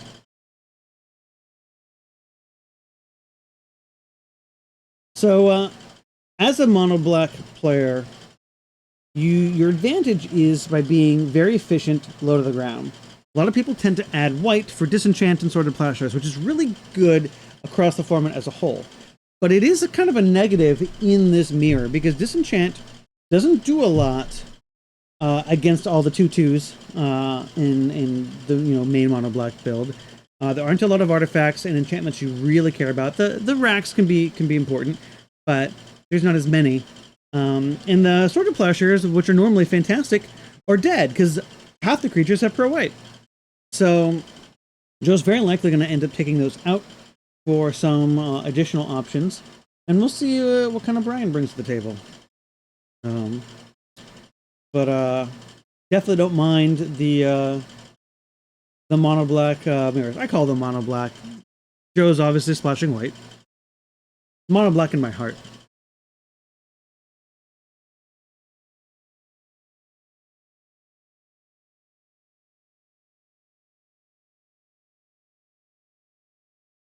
Now we'll see if Brian's version is clearly playing sinkholes. It's definitely not something that every version plays. I'll be curious to see if Joe plays any number of that as well. Sinkhole is a strong idea when you're not playing in a 4-strip mine format, and you need some additional ways to deal with some of the problematic lands out there, like Mishra's Factories, or Library, or maybe sort of attacking your opponent's mana if they're being a greedy 5-color deck or something. But when you get to play 4-strip mines, it is fairly redundant. And if you want to strip mine and sinkhole your opponent out of the game, that is great. That is certainly a fun thing to do. But it does make the card like the rack. There's some, friction there in strategies, right? So we're playing these Hypnotic Specters. We have access to Hymn to Turok. We have, and to attack our opponent's hand, we have Mind Twist, and then we have the rack to kind of capitalize that. They either, answer our threats by playing their cards, and then they lose. They get pressured by not having cards with the rack, or they don't play their cards because they're trying to stay out of the rack, and then we get to have our pressure unchecked. When you're attacking the mana base with strips and sinkholes, your opponent will inevitably not be able to play magic, which is fine, but it makes the card like the rack not nearly as effective. So it's an interesting choice to bring to an event like this, where we are playing with Boreal rules, where we get to play with a bunch of four-ofs like Strip Mine. Clearly, Brian's draw there was effective in winning that race. Possible Joe may go back and look at that Demono Tutor opportunity and decide, was it the right choice? Could I have gotten a, Paralyze instead, and maybe paralyzed the Black Knight to buy me some time and draw out of some of these things? I don't know. Only Joe will be able to answer that question. But we'll get to go ahead and get on to game 2 here as our opponents shuffle up and finish sideboarding.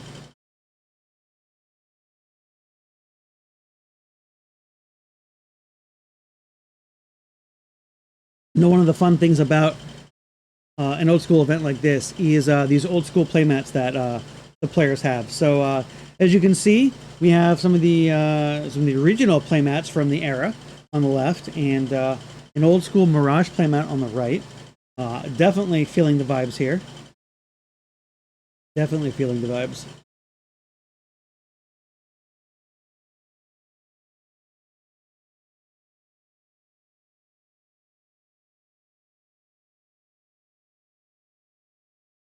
We're going to go ahead, and it looks like Brian is going to take a mulligan here.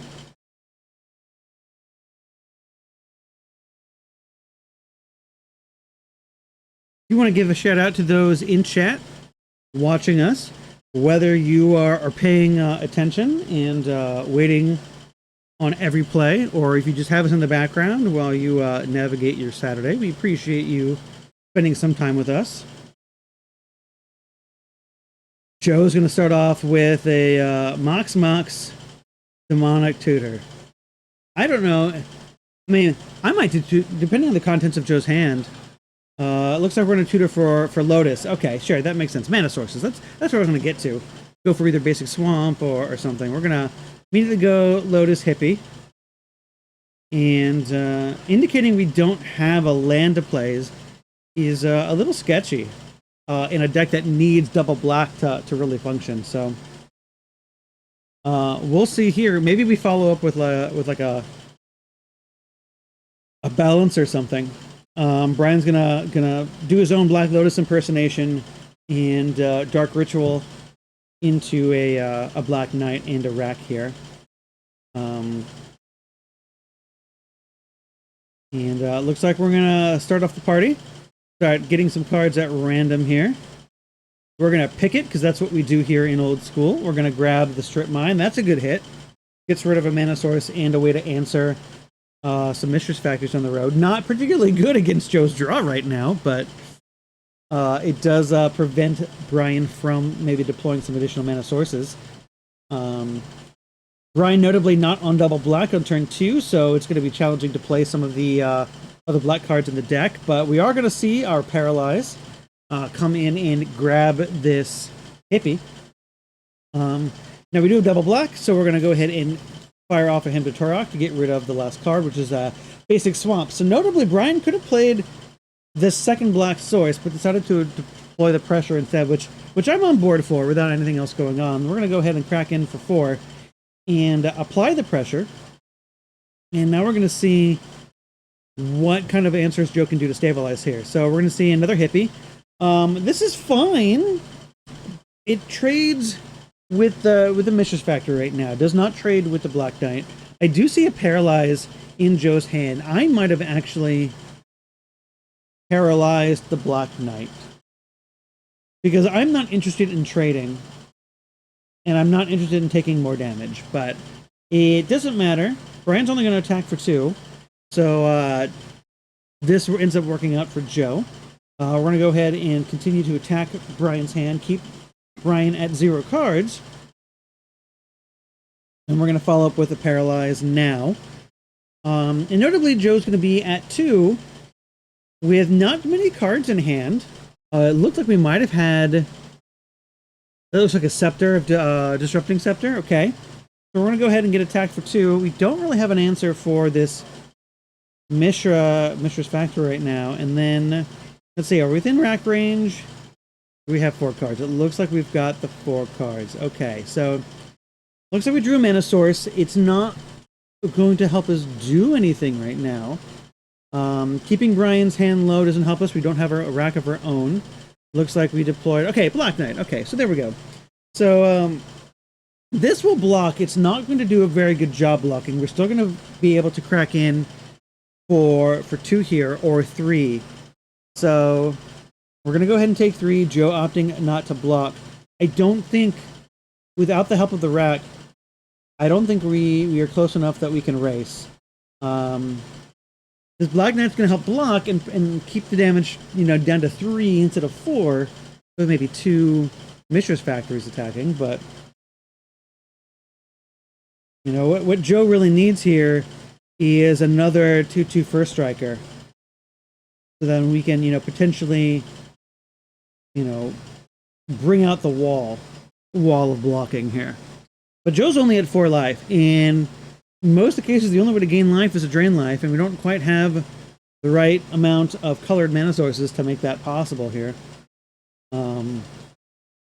We are kind of in a tight spot. It's very possible Joe may not want to attack even with this Hippie here.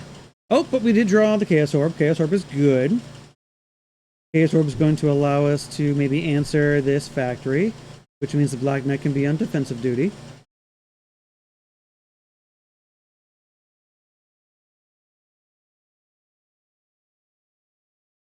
And we do see a miss. And that does happen. You got to practice your Chaos Orbs. So we missed the factory, which was very crucial for Joe to hit.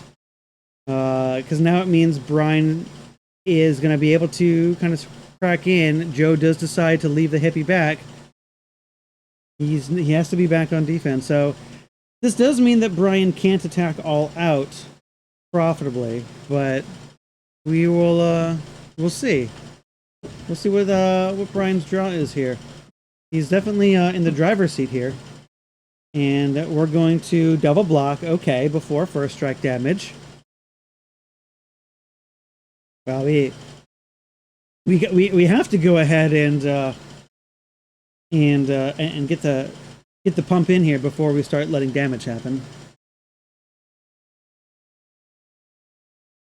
We are going to get to choose to kill the Black Knight or the hippie. We will probably see the Black Knight go down. His first strike is a very powerful ability in Old School here. Yep, and that's what we see. And that's fine. It does trade some resources to give Brian, kind of a leg up. We are theoretically one mana source away from being able to untap our own Black Knight if we want to. Maybe that's possibly something that Brian should have done, is untap his Black Knight with his 4 land and then offer the trade if Joe was already presenting the fact that he wanted to do that. We can play our... Okay, so we now have another knight. We have the Order of the Ebon Hand. Notably can get first strike with the additional swamp mana there. With the Black Source. Joe is going to drop down to 2 from these racks, which is questionable. If we are... So, if we took 2 from that, and we drew a card, and then we're going to play another card, does that put us back in rack range? What did I miss? Why? This feels like... This might... Was this a punt? I don't know.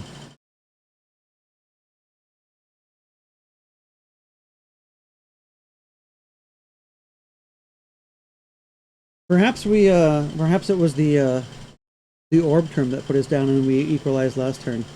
I must have missed that, chat. I apologize.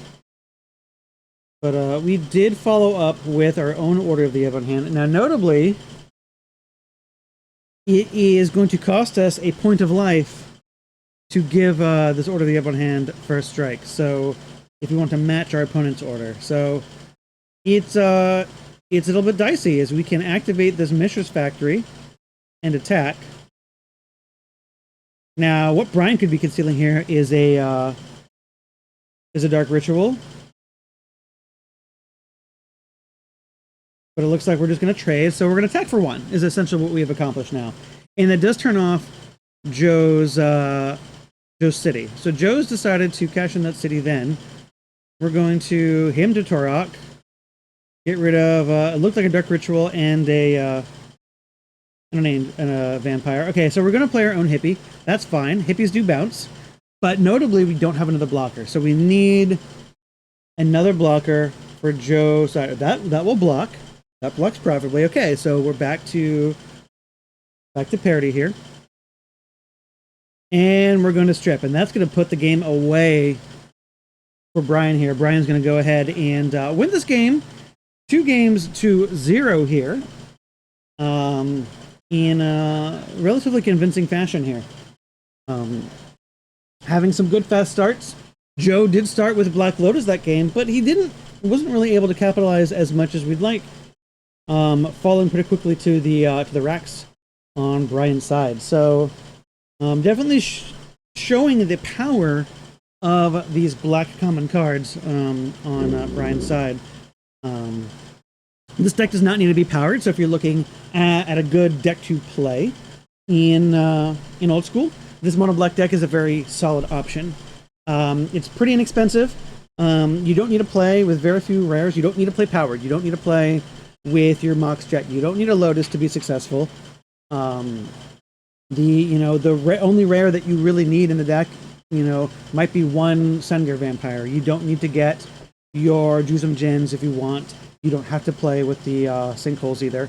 It's a bunch of very inexpensive cards. It's one of the cheaper ways to get into the format and still have a very good and competitive deck. So it's definitely not uncommon to see at an event like this, because it is a popular deck outside of the event. And us Magic players like to play with the cards that we own and proxy as little as possible in those cases. So, well, that was great. That was a good showcase of non-blue decks playing it out, a good aggressive match, as opposed to some of our previous rounds where we've seen some more control, long game style decks. So it was nice to see. That's going to do it for round 3 for now. But I do want to go ahead and highlight a few things. Again, our participants here, they're getting a cool Orc Army token with some custom art, which is wonderful. And some of the other things we've got here, we have some cool coasters, including Circle of Protection Black as a drink coaster, because who doesn't want silly Magic-themed items? I love it. I think it's brilliant. Again, it looks like this. Put it over here on stream. There we go. So, Circle Protection Black as your drink coaster. Really good on theme after a mono black match. We like that. All good stuff. Stay tuned. We're going to go to back to some of our highlight reels for now, but I do have a fun Ravnica Remastered collector pack to open on stream here in a little bit, seeing as it is released this weekend, and who doesn't want to open packs? Everyone likes to open packs. Can't open beta packs anymore, can't open alpha packs. No one opened M30 packs, so this is what we got. So stay tuned. We'll be back a little bit with some of that, but in the meantime, have some fun. I would be inclined to counter this, even though our opponent has this like unlimited mana. This is a tough call, but Mike only has 2 other cards in hand. They haven't been great.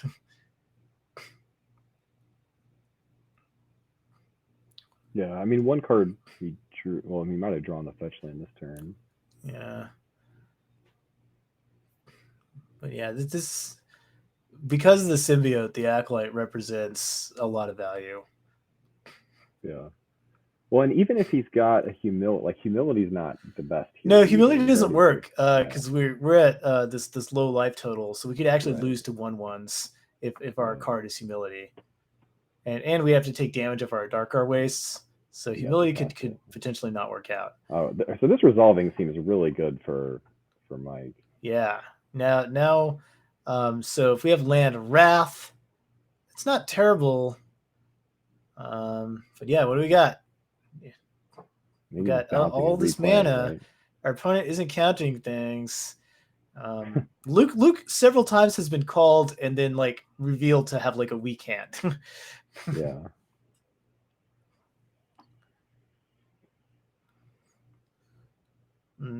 But I would strongly suspect. Okay, wow. So yeah, that sucks. So we really get to go off with Acolyte. Yeah. Just go berserk. 5, bounce it. Yeah. And then Wrath is only gonna be a 3-for-1 after our opponent has just like powered through.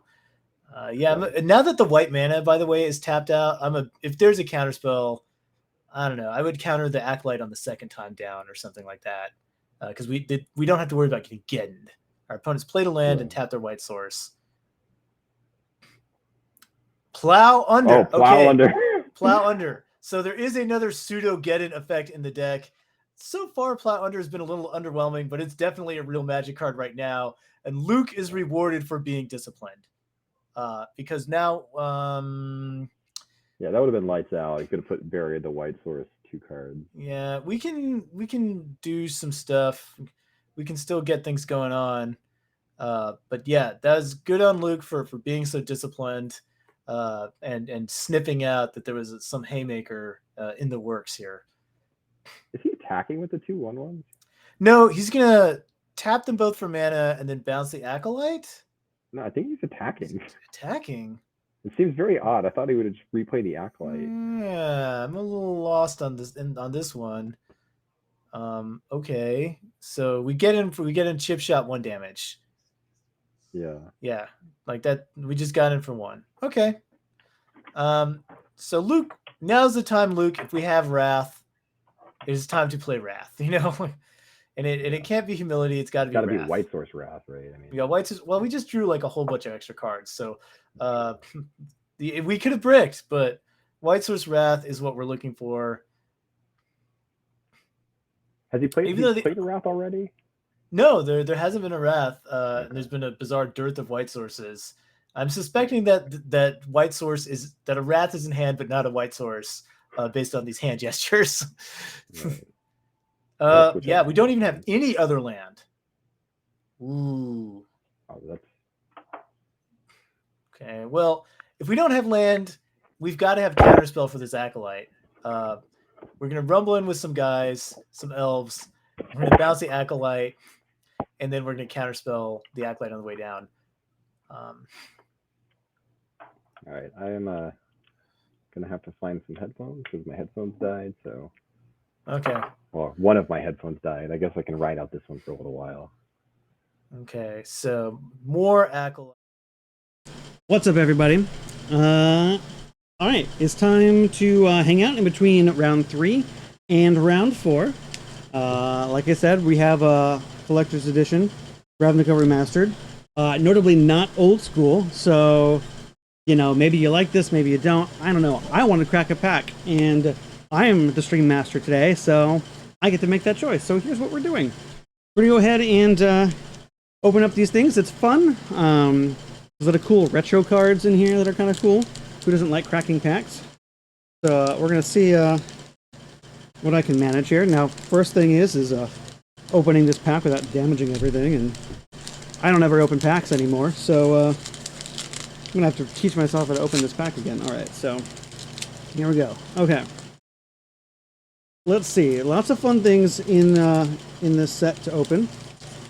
A lot of fun possibilities. Okay, so scoot over here to be in the center of all you guys, all you wonderful people.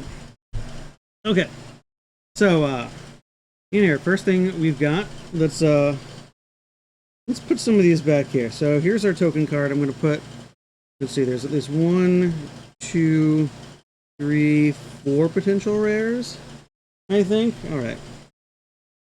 So first thing, we have this lovely foil angel token on one side, which is also a foil goblin token, and that's actually pretty sick. The art on here, let's see if we can get a good shot. That's pretty good. I like that. I'm on board. Sure. And good little lanky goblin.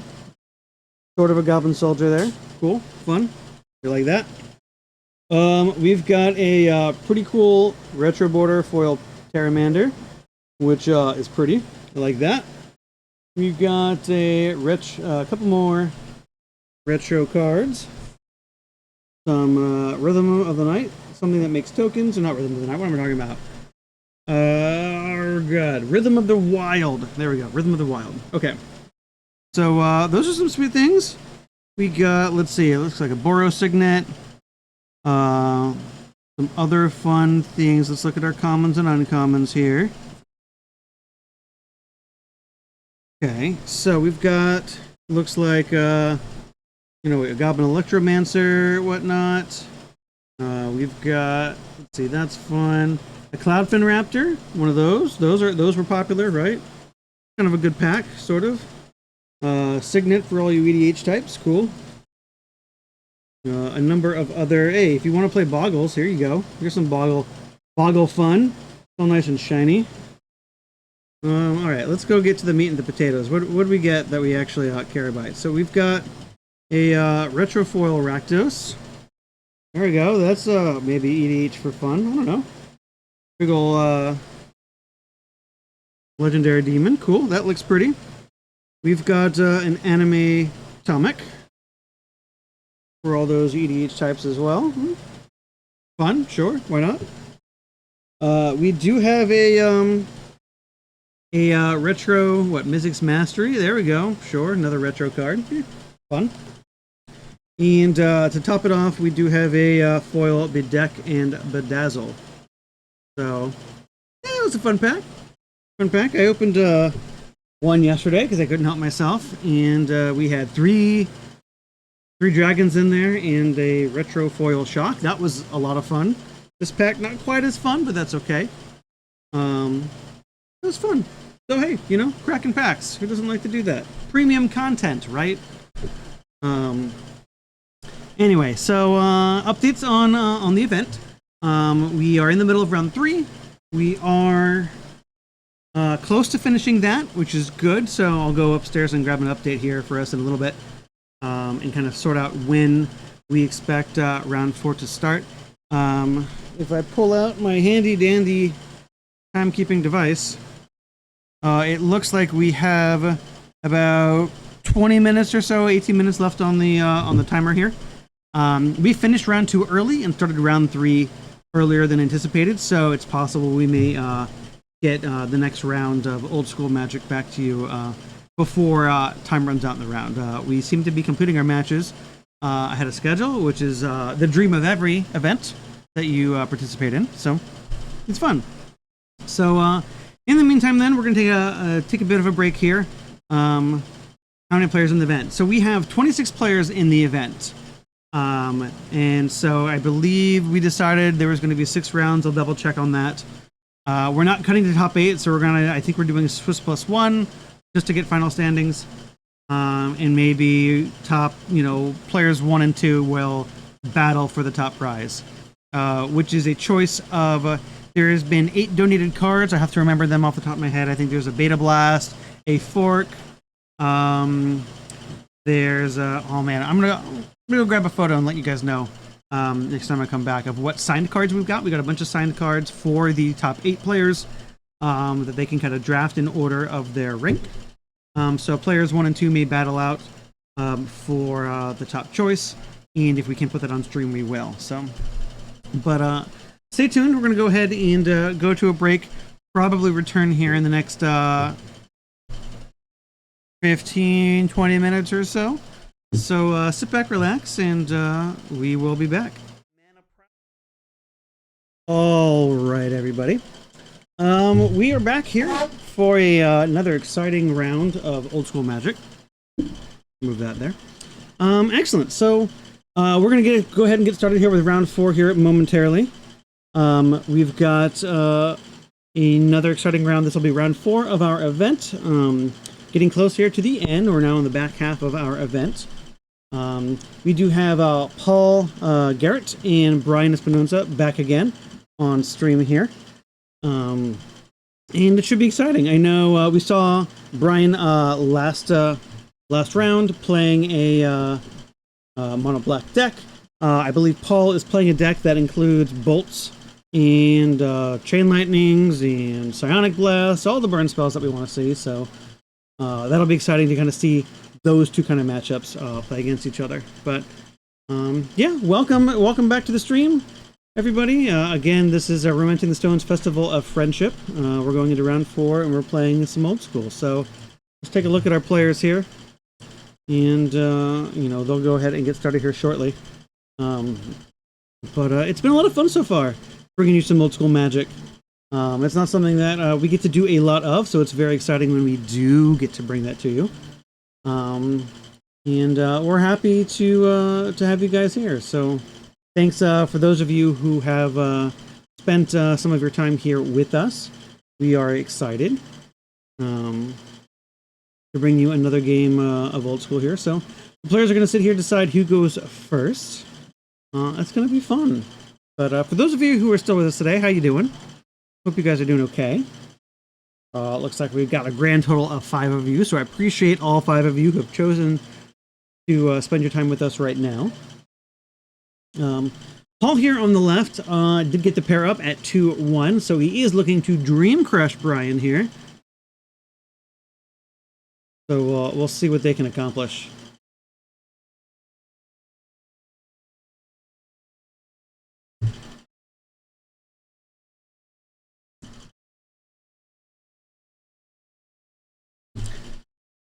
But yeah, so it's nice to have you guys here. Wish you guys were playing with us, of course. But you know, it's nice to tune in and hang out with us as well. So looks like now Brian is considering his hand.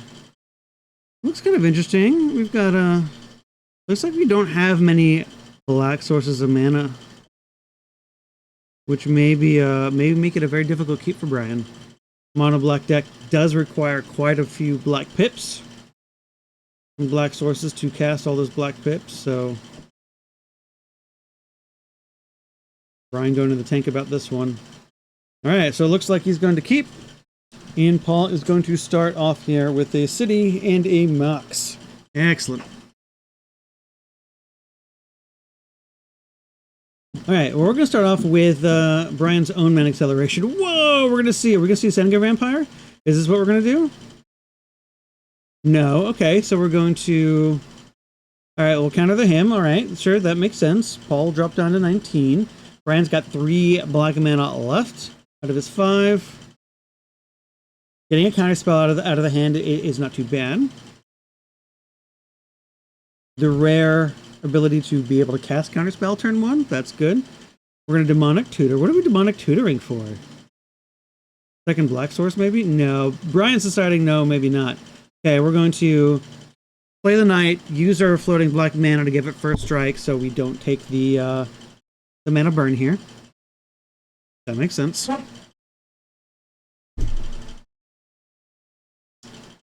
Paul's going to go ahead and play a factory and pass, it looks like. Oh, nope, we're going to go ahead and play a mox as well. Okay, plenty of mana. Opting to take a damage instead of tapping his mox. Very interesting. I'm not sure what the thought process is behind that. I guess we want to make sure that we can't be stripped and, you know, have to, you know, tap float mana, but Strip's going to go straight for the factory here. We're going to offer the attack. Paul's going to choose not to block, given that we can give this guy first strike. That makes sense. And our 1/1 flyer, old school staple, Flying Men. Brian's going to go ahead and drop a second mana source, notably not black, so we can't deploy any of our other 2-drop creatures, but we can deploy this demonic tutor that we didn't know about. This can go grab a black source. Very common in old school to tutor for a basic land. It's possible Brian may tutor for a mox instead. Maybe Lotus. We'll see.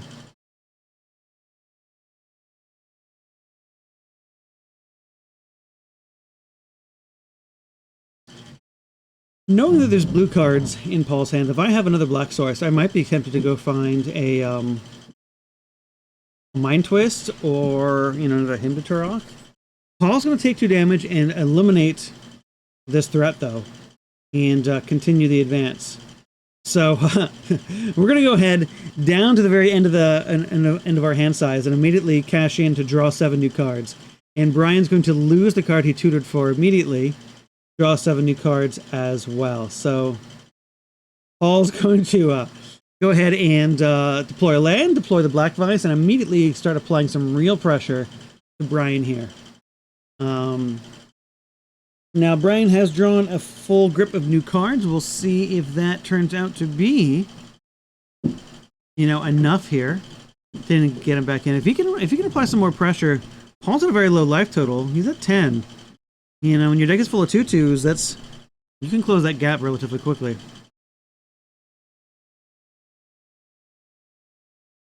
We'll see an attack and probably follow up 2/2. Oh, there we go. Cool. So, Brian representing 2-turn clock now off of this. All right, we're going to see another Flying Men. Flying Men can block if we need to. That will help. We'll deploy a Volcanic. So it's also very likely that Paul has Lightning Bolt in hand. His deck does have Lightning Bolts. Could have Shatter for this factory. We'll see here momentarily. Second factory is very powerful. We're going to choose only to attack with the flying men. Okay, so we're going to go ahead and bolt it. We're going to sink the mana in there and then bolt it. How interesting.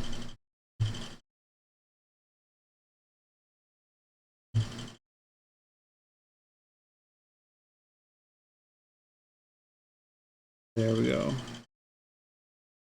Get those life totals back there. Excellent. All right, so Brian gives it first strike.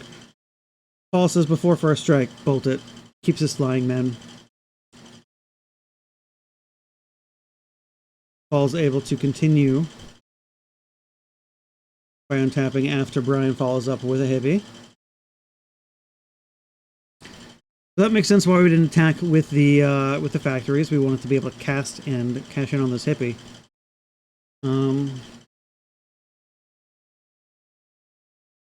We'll see if that was the right move. If having a hippie turn this play and not attacking was best, but we're gonna go ahead and terror. So we did bring a terror in. I'm assuming that is not main deck. We brought terror in. Well, this is game one, so of course it's main deck. What am I talking about? This guy in the booth here doesn't know what he's talking about. So yeah, we're gonna go ahead and terror one of the 1/1s. So we can't double block the hippie now. We're gonna go ahead and double activate and just swing in. I like it. I like this play. Be aggressive. We know that there's a bolt. We know that there's a removal spell. That's okay. We're gonna bolt one of the factories. We're gonna go ahead and take. We're gonna take 4. We are gonna take 4. We're gonna lose a card at random. Okay. And we lose the city brass. Okay, that's not too bad. Paul's on a tight spot here. He needs to find a way to answer more of these threats. And that's one of the advantages that these black decks have, is they have so many threats. There are so many live draws in a situation like this where you just keep pressing your advantage. And I think we're going to see another attack here with both the factory and the hippie here, and just continue getting Paul down lower and lower. I think that that's the play that we're going to see. Brian agrees with me. We're going to probably block the hippie, keep the card in our hand, take 2, go drop down to 2. And now, if we didn't have an out now, our out is even less with the follow-up hippie. And we're going to see Paul here scoop them up. And Brian's going to go ahead and take the first game here. So, mono black, powerful deck. The age-old strategy of play creatures and turn them sideways on full display here in old school. And, you know, this was as magic as Richard Garfield intended, right? This was play your creatures, attack on the red zone. This was what the game was designed to do. And the black deck excels at that quite a bit. As you see, quite a few decks kind of playing, you know, some number of creatures and, you know, a lot of different spells and trying to do different things. You know, the black deck is really straightforward here.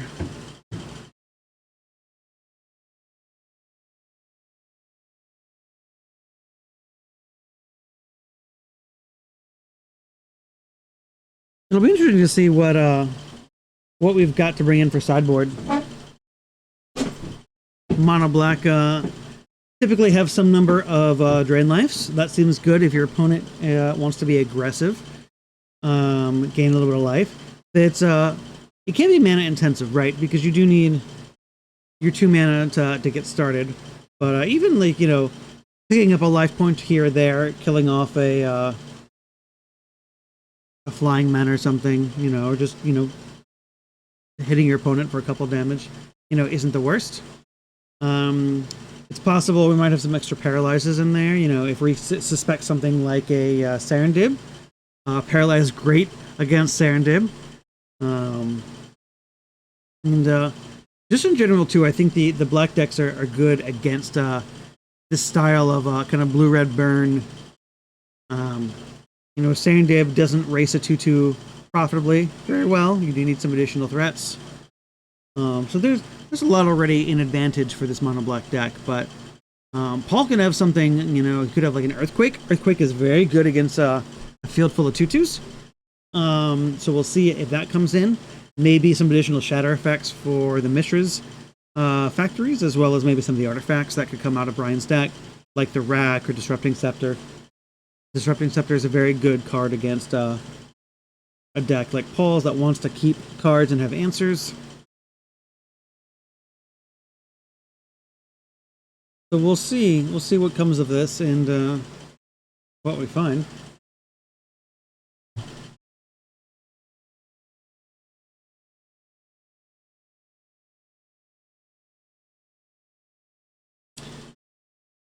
So chat, how are you guys doing?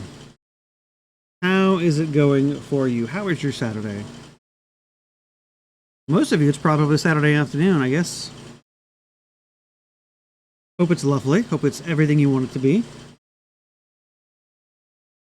If you are located in the South, in Texas, where we are, hope you are at home preparing for the imminent cold weather that we are scheduled to have here sometime tomorrow.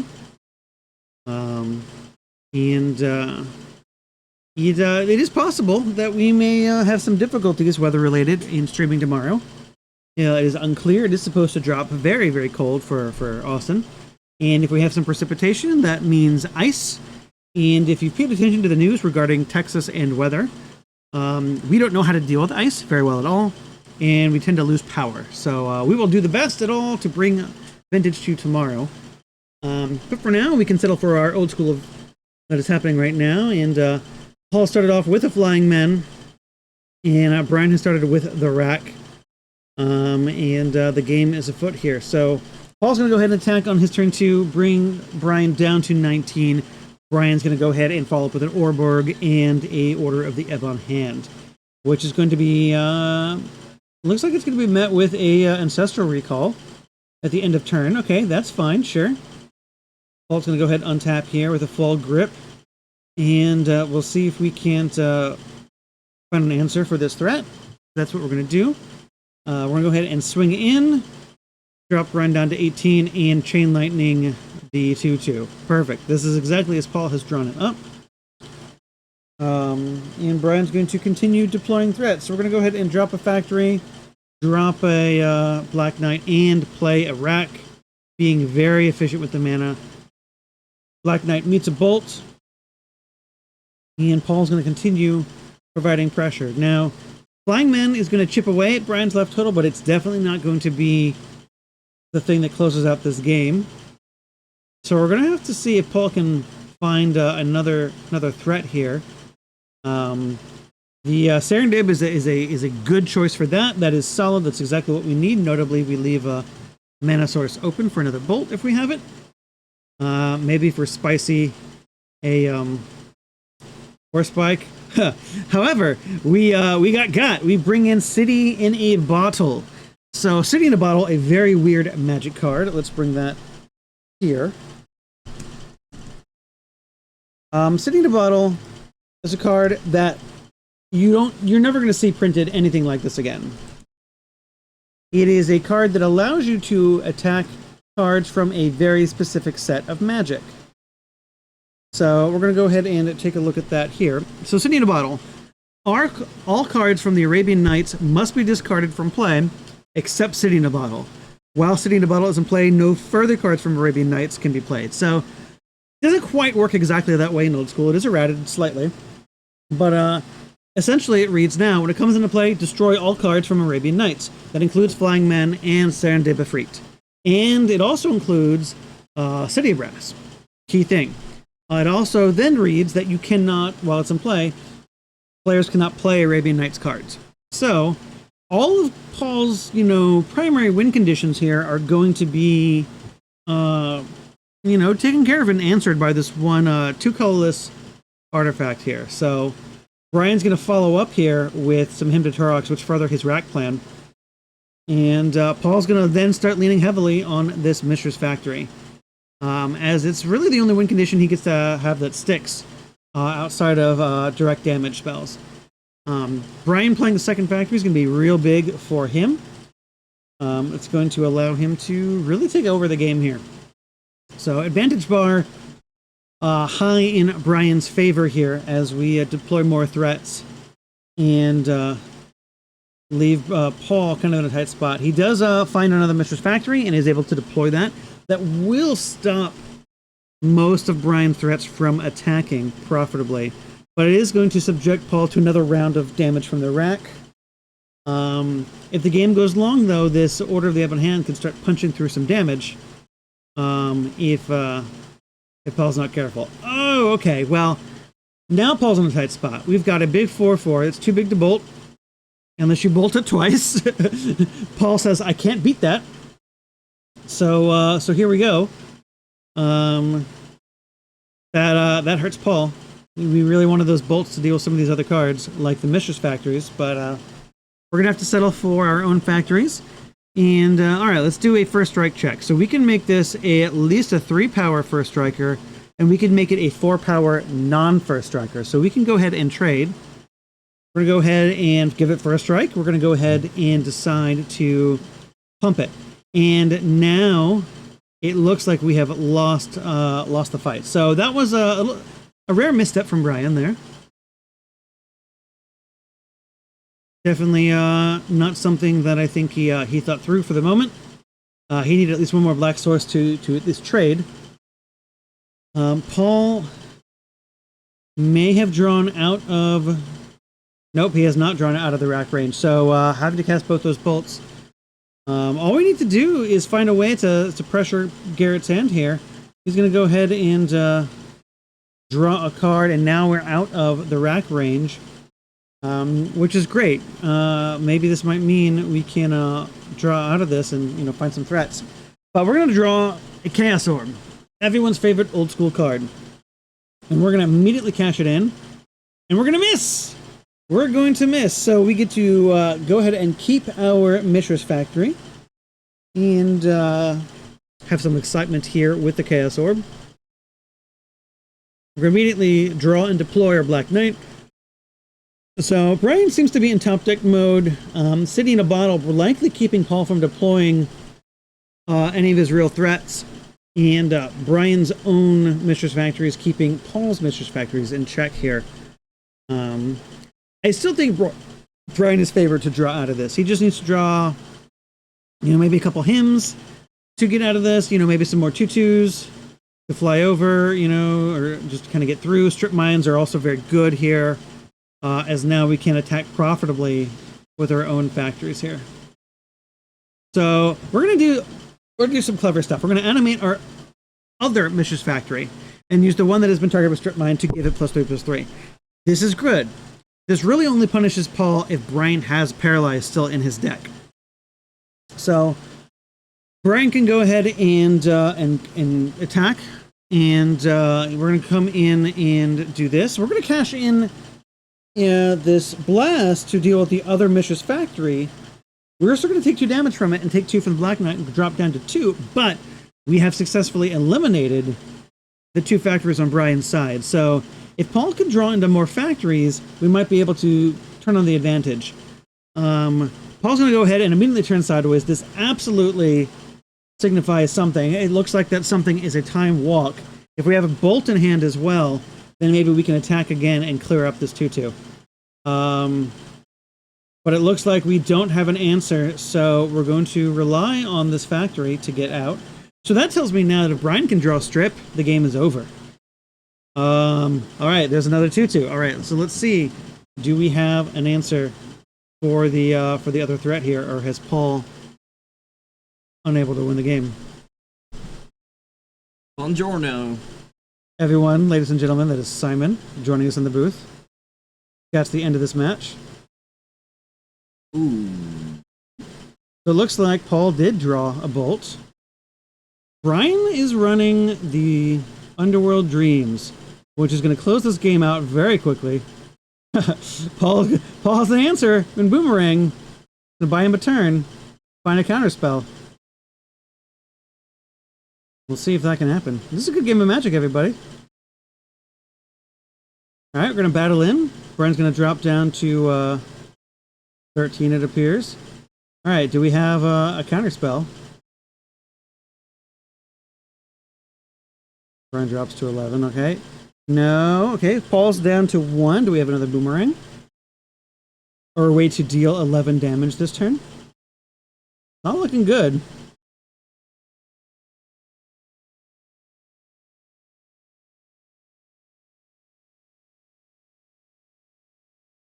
We could recall if recall's in Paul's deck, get that boomerang back, potentially. Paul considering his options here. All right, well, step 1, turn sideways. Brian drops to 9. Bolt. Brian's gonna drop to 6. Mox. Lotus. All right, we're going to Lotus here. Oh, we're gonna fireball! Oh, we have it! Oh, Paul steals this one. We're going to our first game 3 of the event. I like this. That was excellent. You love to see it.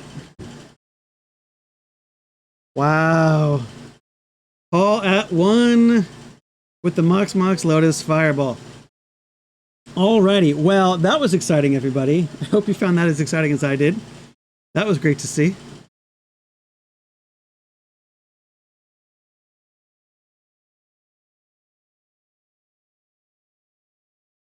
Wow. So, take the City of the Bottle back. So yeah, that's how these decks want to close it out, right? It's nail biter. Great for coverage. Great for all of this. Chat. How many people showed up? We have 26 players from, if I recognize people correctly, all across from Austin, from San Antonio, some from Houston. Probably some from the DFW area and in between. Lovely turnout for Old School today. I do believe we should have at least 6 rounds to bring you. I will try to put on as much Magic on stream for you guys as I possibly can. Because who doesn't love as much Magic as possible? So, but that was a great game too. Great game too.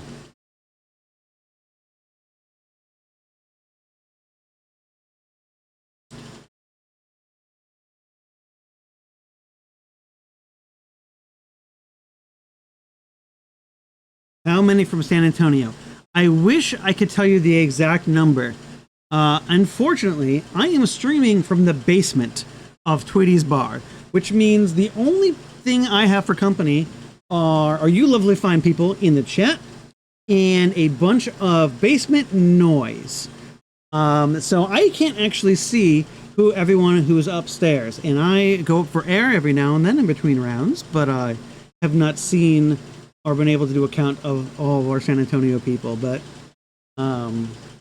it's nice to have some of them here. We do love our San Antonio Old School group.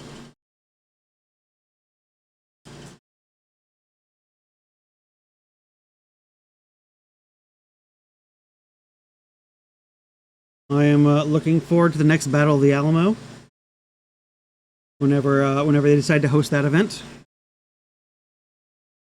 The last one I was able to attend was February 2020, before everything changed.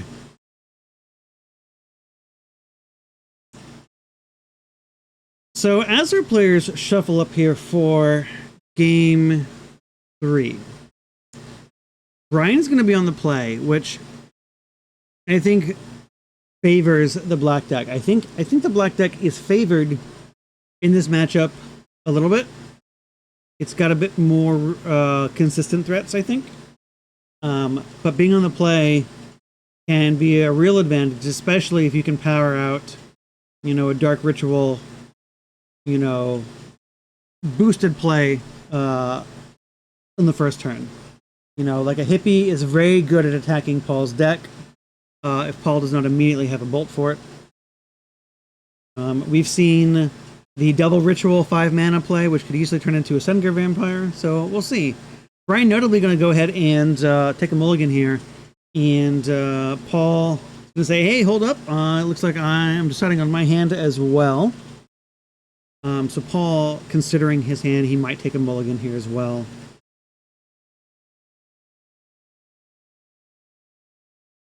It looks like, yeah, Paul's going to go ahead and put 1 card down. Brian's going to go start off with an Orborg and pass the turn. We're going to go ahead and see Volcanic Lotus. All right. Anything to follow up with? No? Alright, we're gonna go see the Hymn to Turok, which probably means we're gonna cash in this Lotus for something like a counter spell. Cool, we'll go ahead and take a mana burn. Nope, we're going to use our blue mana to bounce a land and get a big tempo play. So we'll counter spell. We're going to go ahead and bounce a land, and we'll follow up here. Now, the difference between 2 black sources and 3 for Brian's deck is not wide. So I don't believe this to be a big tempo play. Like it might be in other formats of Magic where, you know, being able to cast more spells with more mana sources is something that's realistic. The black deck doesn't have a lot of one-ofs that matter. And Brian has shown that he didn't have any on turn 1, or he would have played them. So I'm not so sure I would have fired off that boomerang there. I might have just taken the mana burn. But in any case, Paul followed up with his Serendip Ifrit. Brian has followed up with the ability to answer the Serendip Ifrit, as well as Strip Mine. And it's going to cut off Paul from red at the moment. Paul's going to continue chipping away here with the Flying Men. And Brian's going to untap with the 2/2 for a striker. Against the Mistress Factory, not amazing. But we'll see what else Brian has to deploy here.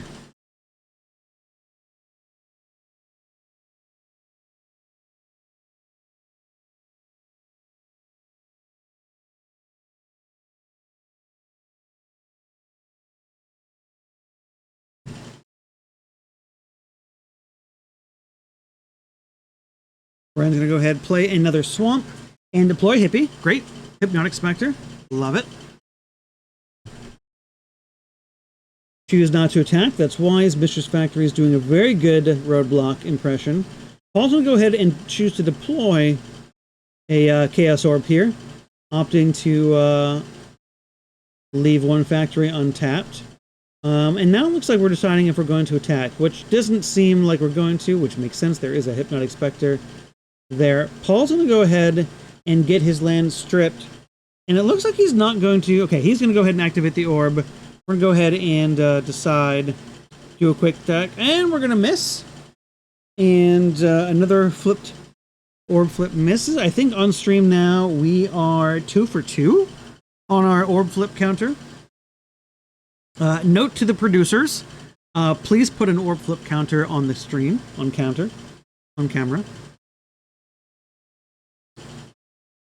And Brian's going to go ahead, untap, and continue the march. So we have 4 power coming in. Paul's going to drop down. We're going to lose a lightning bolt. That feels real bad. We lost our red source to a strip mine earlier, so let's make sure we're going to drain life the factory. Okay, so we're going to take care of all of that. Brian's going to go ahead and gain some life here. And now Brian is fully in the driver's seat here. Paul is absolutely on the back foot. And I don't think this game is going to last much longer. Paul's going to need to draw a red source here very quickly and have some bolts in hand. And not going to help in the last 2 cards. Get hemmed. And I think that might do it. So Black Deck fully showing its muscle here and its teeth and the ability to close out games really quickly and really play and disrupt your opponent. Still a very powerful deck in this format. And we definitely saw that here. So Paul definitely giving us a show, making Brian earn it as Brian takes this 2 games to 1.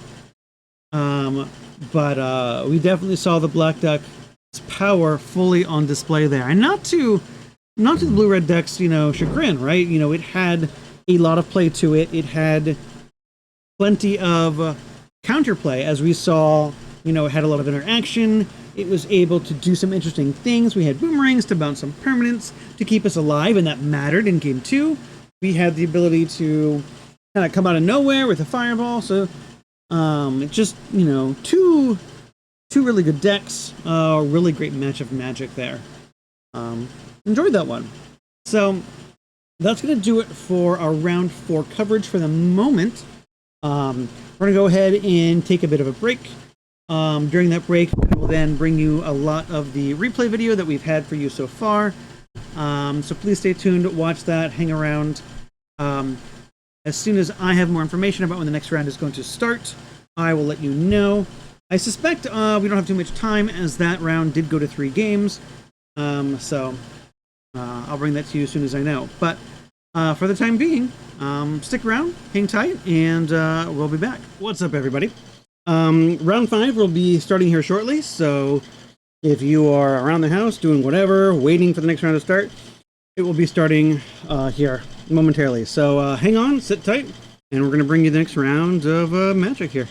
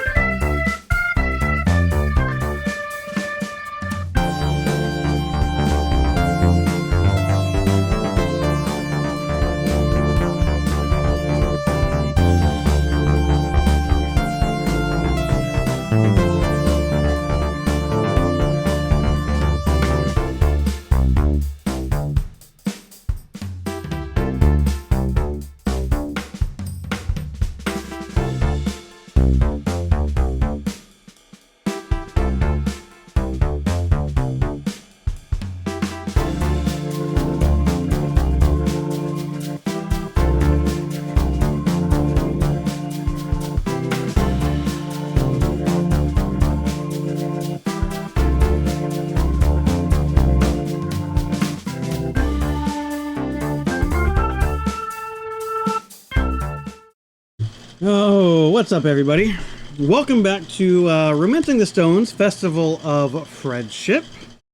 We're a 2-day event covering Saturday and Sunday, covering the old school format as well as the vintage format.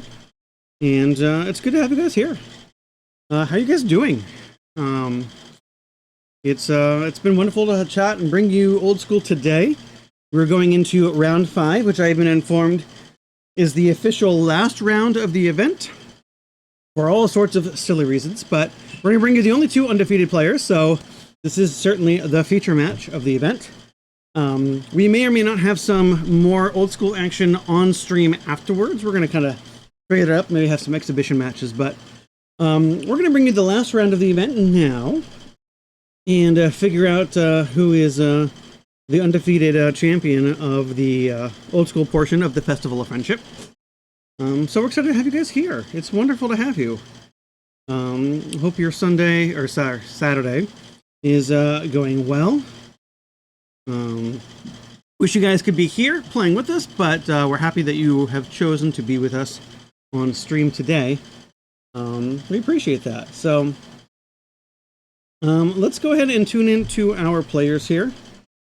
We do have on the left Simon, and on the right we have Brian. Brian is one of our only undefeated people. We've seen him on stream already playing a wonderful mono black deck. Simon is definitely someone who is no stranger to the old school scene. If you travel to any of the national old school events, Simon has traveled to those as well. You definitely have probably met him. Who hasn't met Simon at these days? So definitely no stranger to old school here. It's going to be lovely to see what deck he has brought. I believe he's playing mono red shops, so ATOG shops. And it's going to be kind of something different that we haven't seen on camera. So it'll be kind of nice. Looking forward to that. But overall, it's just, lovely to be here with all of you fine people. You fine, attractive people. I know you are. Only attractive players join the Romancing the Stones chat, right? But, your worth is not based off your outward physical appearance either. So you're, attractive people, not just by beauty or physical standards, Anyway. So we're going to see another one of those classic playmats on the left and another classic playmat on the right, covering up our Chaos Burger there in the center. And we'll see what happens as we get underway. For those of you who are paying attention in chat and also have your chat pulled up, who are you rooting for? Do you want Mono Red Shops to take the event, or do you want Brian's Mono Black deck to take the event? Looks like Brian's going to be on the play here, winning the die roll, and he's going to go ahead and start off with an Orborg Dark Ritual into the rack, and a little 2-1 here. Now, Simon's going to go ahead and immediately start off with a Mishra's Workshop and a Black Lotus into a Triskelion, which is a big problem for Brian's deck. Notably, his 2-1 is immediately going to get shot here by one of these Triskelion +1/+1 counters. And we do follow up, though, with a strong play, though. We do strip mine the Mishra's Workshop, so that does really put a hamper in Simon's game plan here. So we're going to go ahead, and Simon's going to follow up with a Mishra's Factory. Brian is going to go ahead and take an attack, and should drop down to, I believe, lower than 20 here. We'll see if they adjust the life totals. I'll go up and remind them here in a moment. I'm going to go remind them to update their life. Hold on.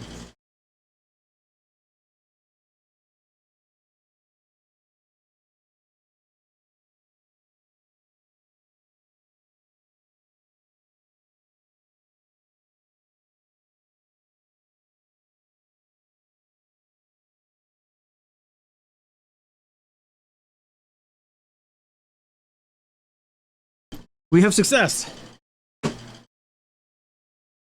All right, well, we have a copy artifact here, and a beautiful Rush Black Lotus there. That's nice.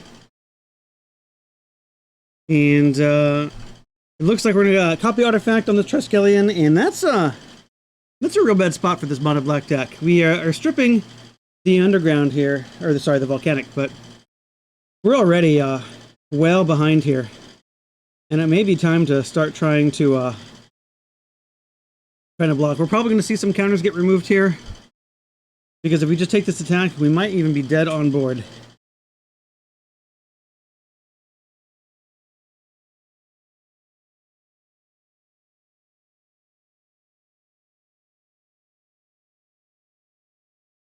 Yep, and that's what we see. And we immediately see a beautiful Badlands there, followed by a rare Chinese 5th edition with the symbol ATOG. Love to see the cards in Simon's deck here. Brian's got no follow-ups other than another rack, which isn't going to do too much here to Simon, the way things are playing out. And I think that's going to do it right there, real fast. All right, well, that was a real fast game one. Both players really knew what was up, playing at a really fast pace of speed. Great to see.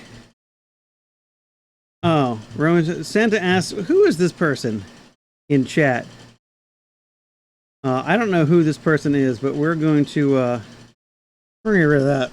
Pay no attention to that.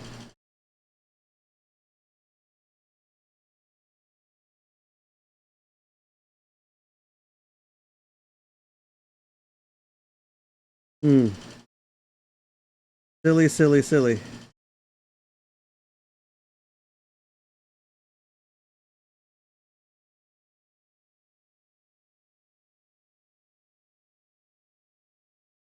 All right, so game two. What do we think we're going to see in game two? So out of the shops deck, without the lists in front of me, there's any number of things.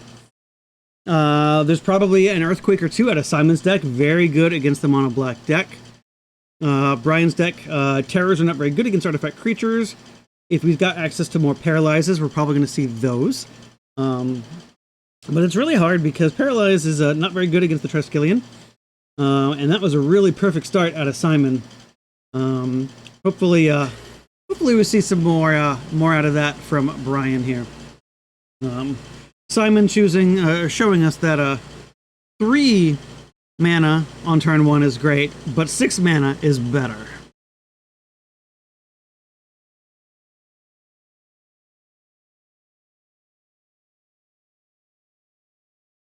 Who'd have thunk?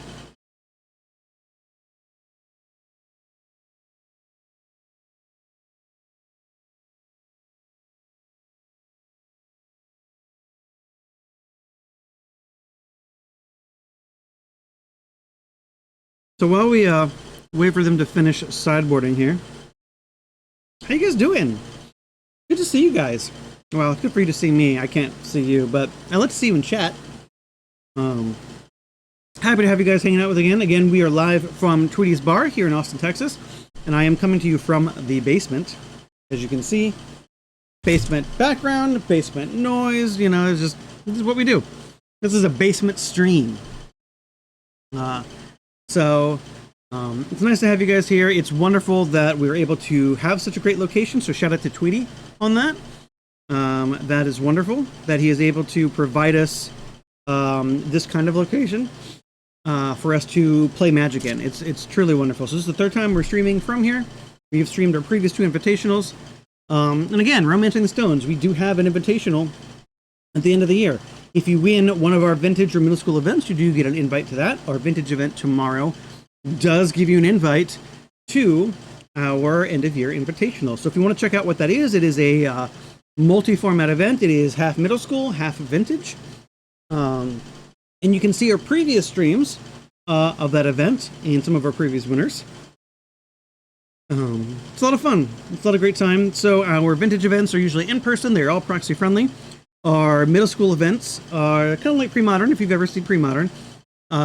Pretty much the exact same sets that are legal. Pretty much the same ban list, but there are some differences between the two, and I invite you to check them out and join us in playing the format. But you, if you win one of our middle school leagues, which is a webcam league, so anyone can participate anywhere, so long as you've got a good internet connection and a camera, That's it. Which, you know, a cell phone can do all those things. So, play middle school with us. Win a league, play in our invitational. Do the same thing with vintage and come play in our invitational there. We also have some sweet prize cards, which I'll talk more about here in a little bit. But let's go ahead and look back at our players here. So, players are going to go ahead and shuffle up and look at their opening hands. We'll see. We'll see if Simon can find the same kind of explosive hand that he had last time. You know, Mishra's Workshop Lotus is a powerful thing.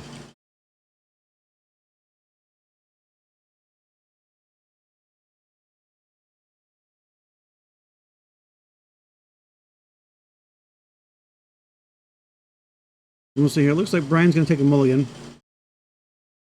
Simon keeping 7. This is not bode well. Especially if with a deck that wants to play the rack.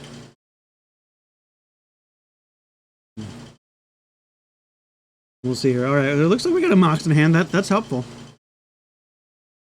I think Mox is more powerful in this deck than a Lotus. Having double black is what you really want to do. You want to be able to play a spell every turn, and most of your spells cost 2. We're also looking for a Strip Mine to attack your opponent's Mishra's Workshop. So, there's a lot of cards that Brian needs to, you know, the beginning here. But we're going to go ahead and start off with Jet and Factory. Ooh, notably not a second black source. And we're going to play a Meekstone. Okay, this is excellent against the Factory, the Workshop deck. It'll immediately require, you know, the Triskelions to go ahead and get smaller if they want to be able to untap. And the Suchis will not be able to untap as well, which we assume are in Simon's deck. However, Simon does have his Chaos Orb here, which is going to be able to answer this Meekstone more than likely. So we will see here if Simon does choose to deploy it on that. Now he does have some time. He's going to deploy a Suchi here, which is going to be a 4/4 and will be affected by the Meekstone when it does decide to attack. Brian did get in a chip shot with his Mistress Factory the turn before, notably not deploying anything new despite his double black. So we're going to see a Royal Assassin. Royal Assassin very good here. Probably going to be the what goes ahead and gets Chaos Orb here. Apologize for those wondering. Our camera seems to be having some trouble.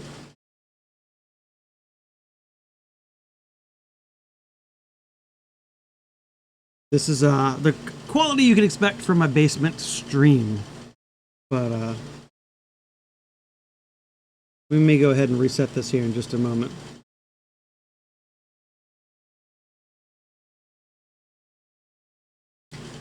Simon has a couple choices here. We can activate this Chaos Orb at the end, try to attack this Royal Assassin. Royal Assassin is going to be very good against Suchi. Meekstone also fine. If Simon doesn't have a way to use some of this mana that is, you know, generates when Suchi dies, that could be an issue for him as well. We're gonna play second Suchi. That really does incentivize taking out one of these threats. We're gonna choose not to attack, so we're gonna choose to kind of wait, which makes sense, right? Simon has all the time in the world to kind of decide how he wants to handle this, and we can wait for some of our sideboard cards too. If we have a we have an Earthquake here. Earthquake deals with the Royal Assassin, does not deal with the Hippie. Hippie is excellent here as it's going to allow Brian to continue the pressure. Now it looks like we saw a Falling Star in Simon's head, a signature card for the Houston group, which are the Houston Falling Stars. But it doesn't matter. We're going to play this Triskelion. Triskelion is going to deal with all of the threats on Brian's side of the board and allow Simon to get in here for quite a bit of damage. And additionally, it is going to allow Simon to use this Chaos Orb on the Meekstone to untap at a later time and get in. But even still without that, we still have a Mishra's Factory and a Triskelion on the side to attack with too. So now, if you're looking at Simon's card and you're saying, hey, that Mishra's Factory looks weird and that Volcanic Island looks weird, that's because they are. Simon is known for playing a lot of miscuts and a lot of misprints, so his deck is quite beautiful. And that is probably an NFC, maybe? I don't know. That is definitely a miscut volcanic island and similar Mishra's Factory here. Brian's going to continue to be in the tank here.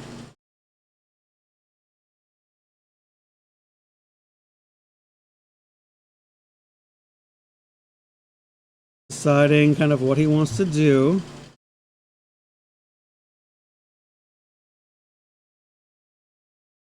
A lot of pivotal things. All right, we're starting with Black Lotus. That's a good sign. We're going to cast multiple spells this turn. Let's see what they are. Disc, okay. Disc is great. It's certainly fodder for the Chaos Orb here. And it's very likely what we're going to see the Chaos Orb used on, because that answers everything that's happening on Simon's side.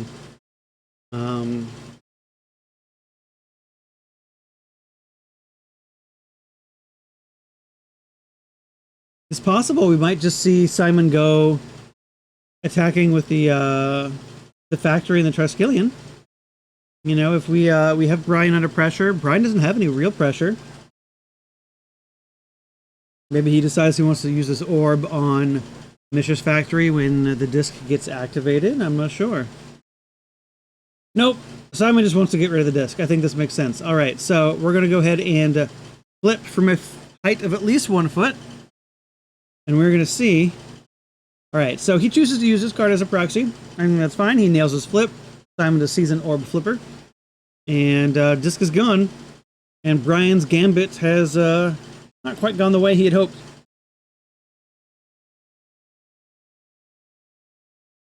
And we're going to see an attack for 3 here. Brian will fall down to 9. And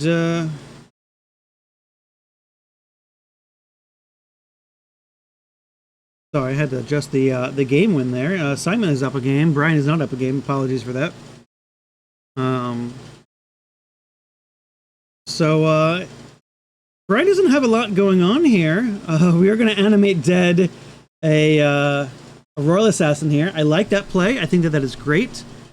That is absolutely going to stonewall much of what Simon is trying to do here, because he does need to win in the red zone. So Simon's going to look for an answer here. With access to red mana, it could be any number of things. We could have some bolts. We could have... There's an Earthquake, I know, within the 75. A lot of options here.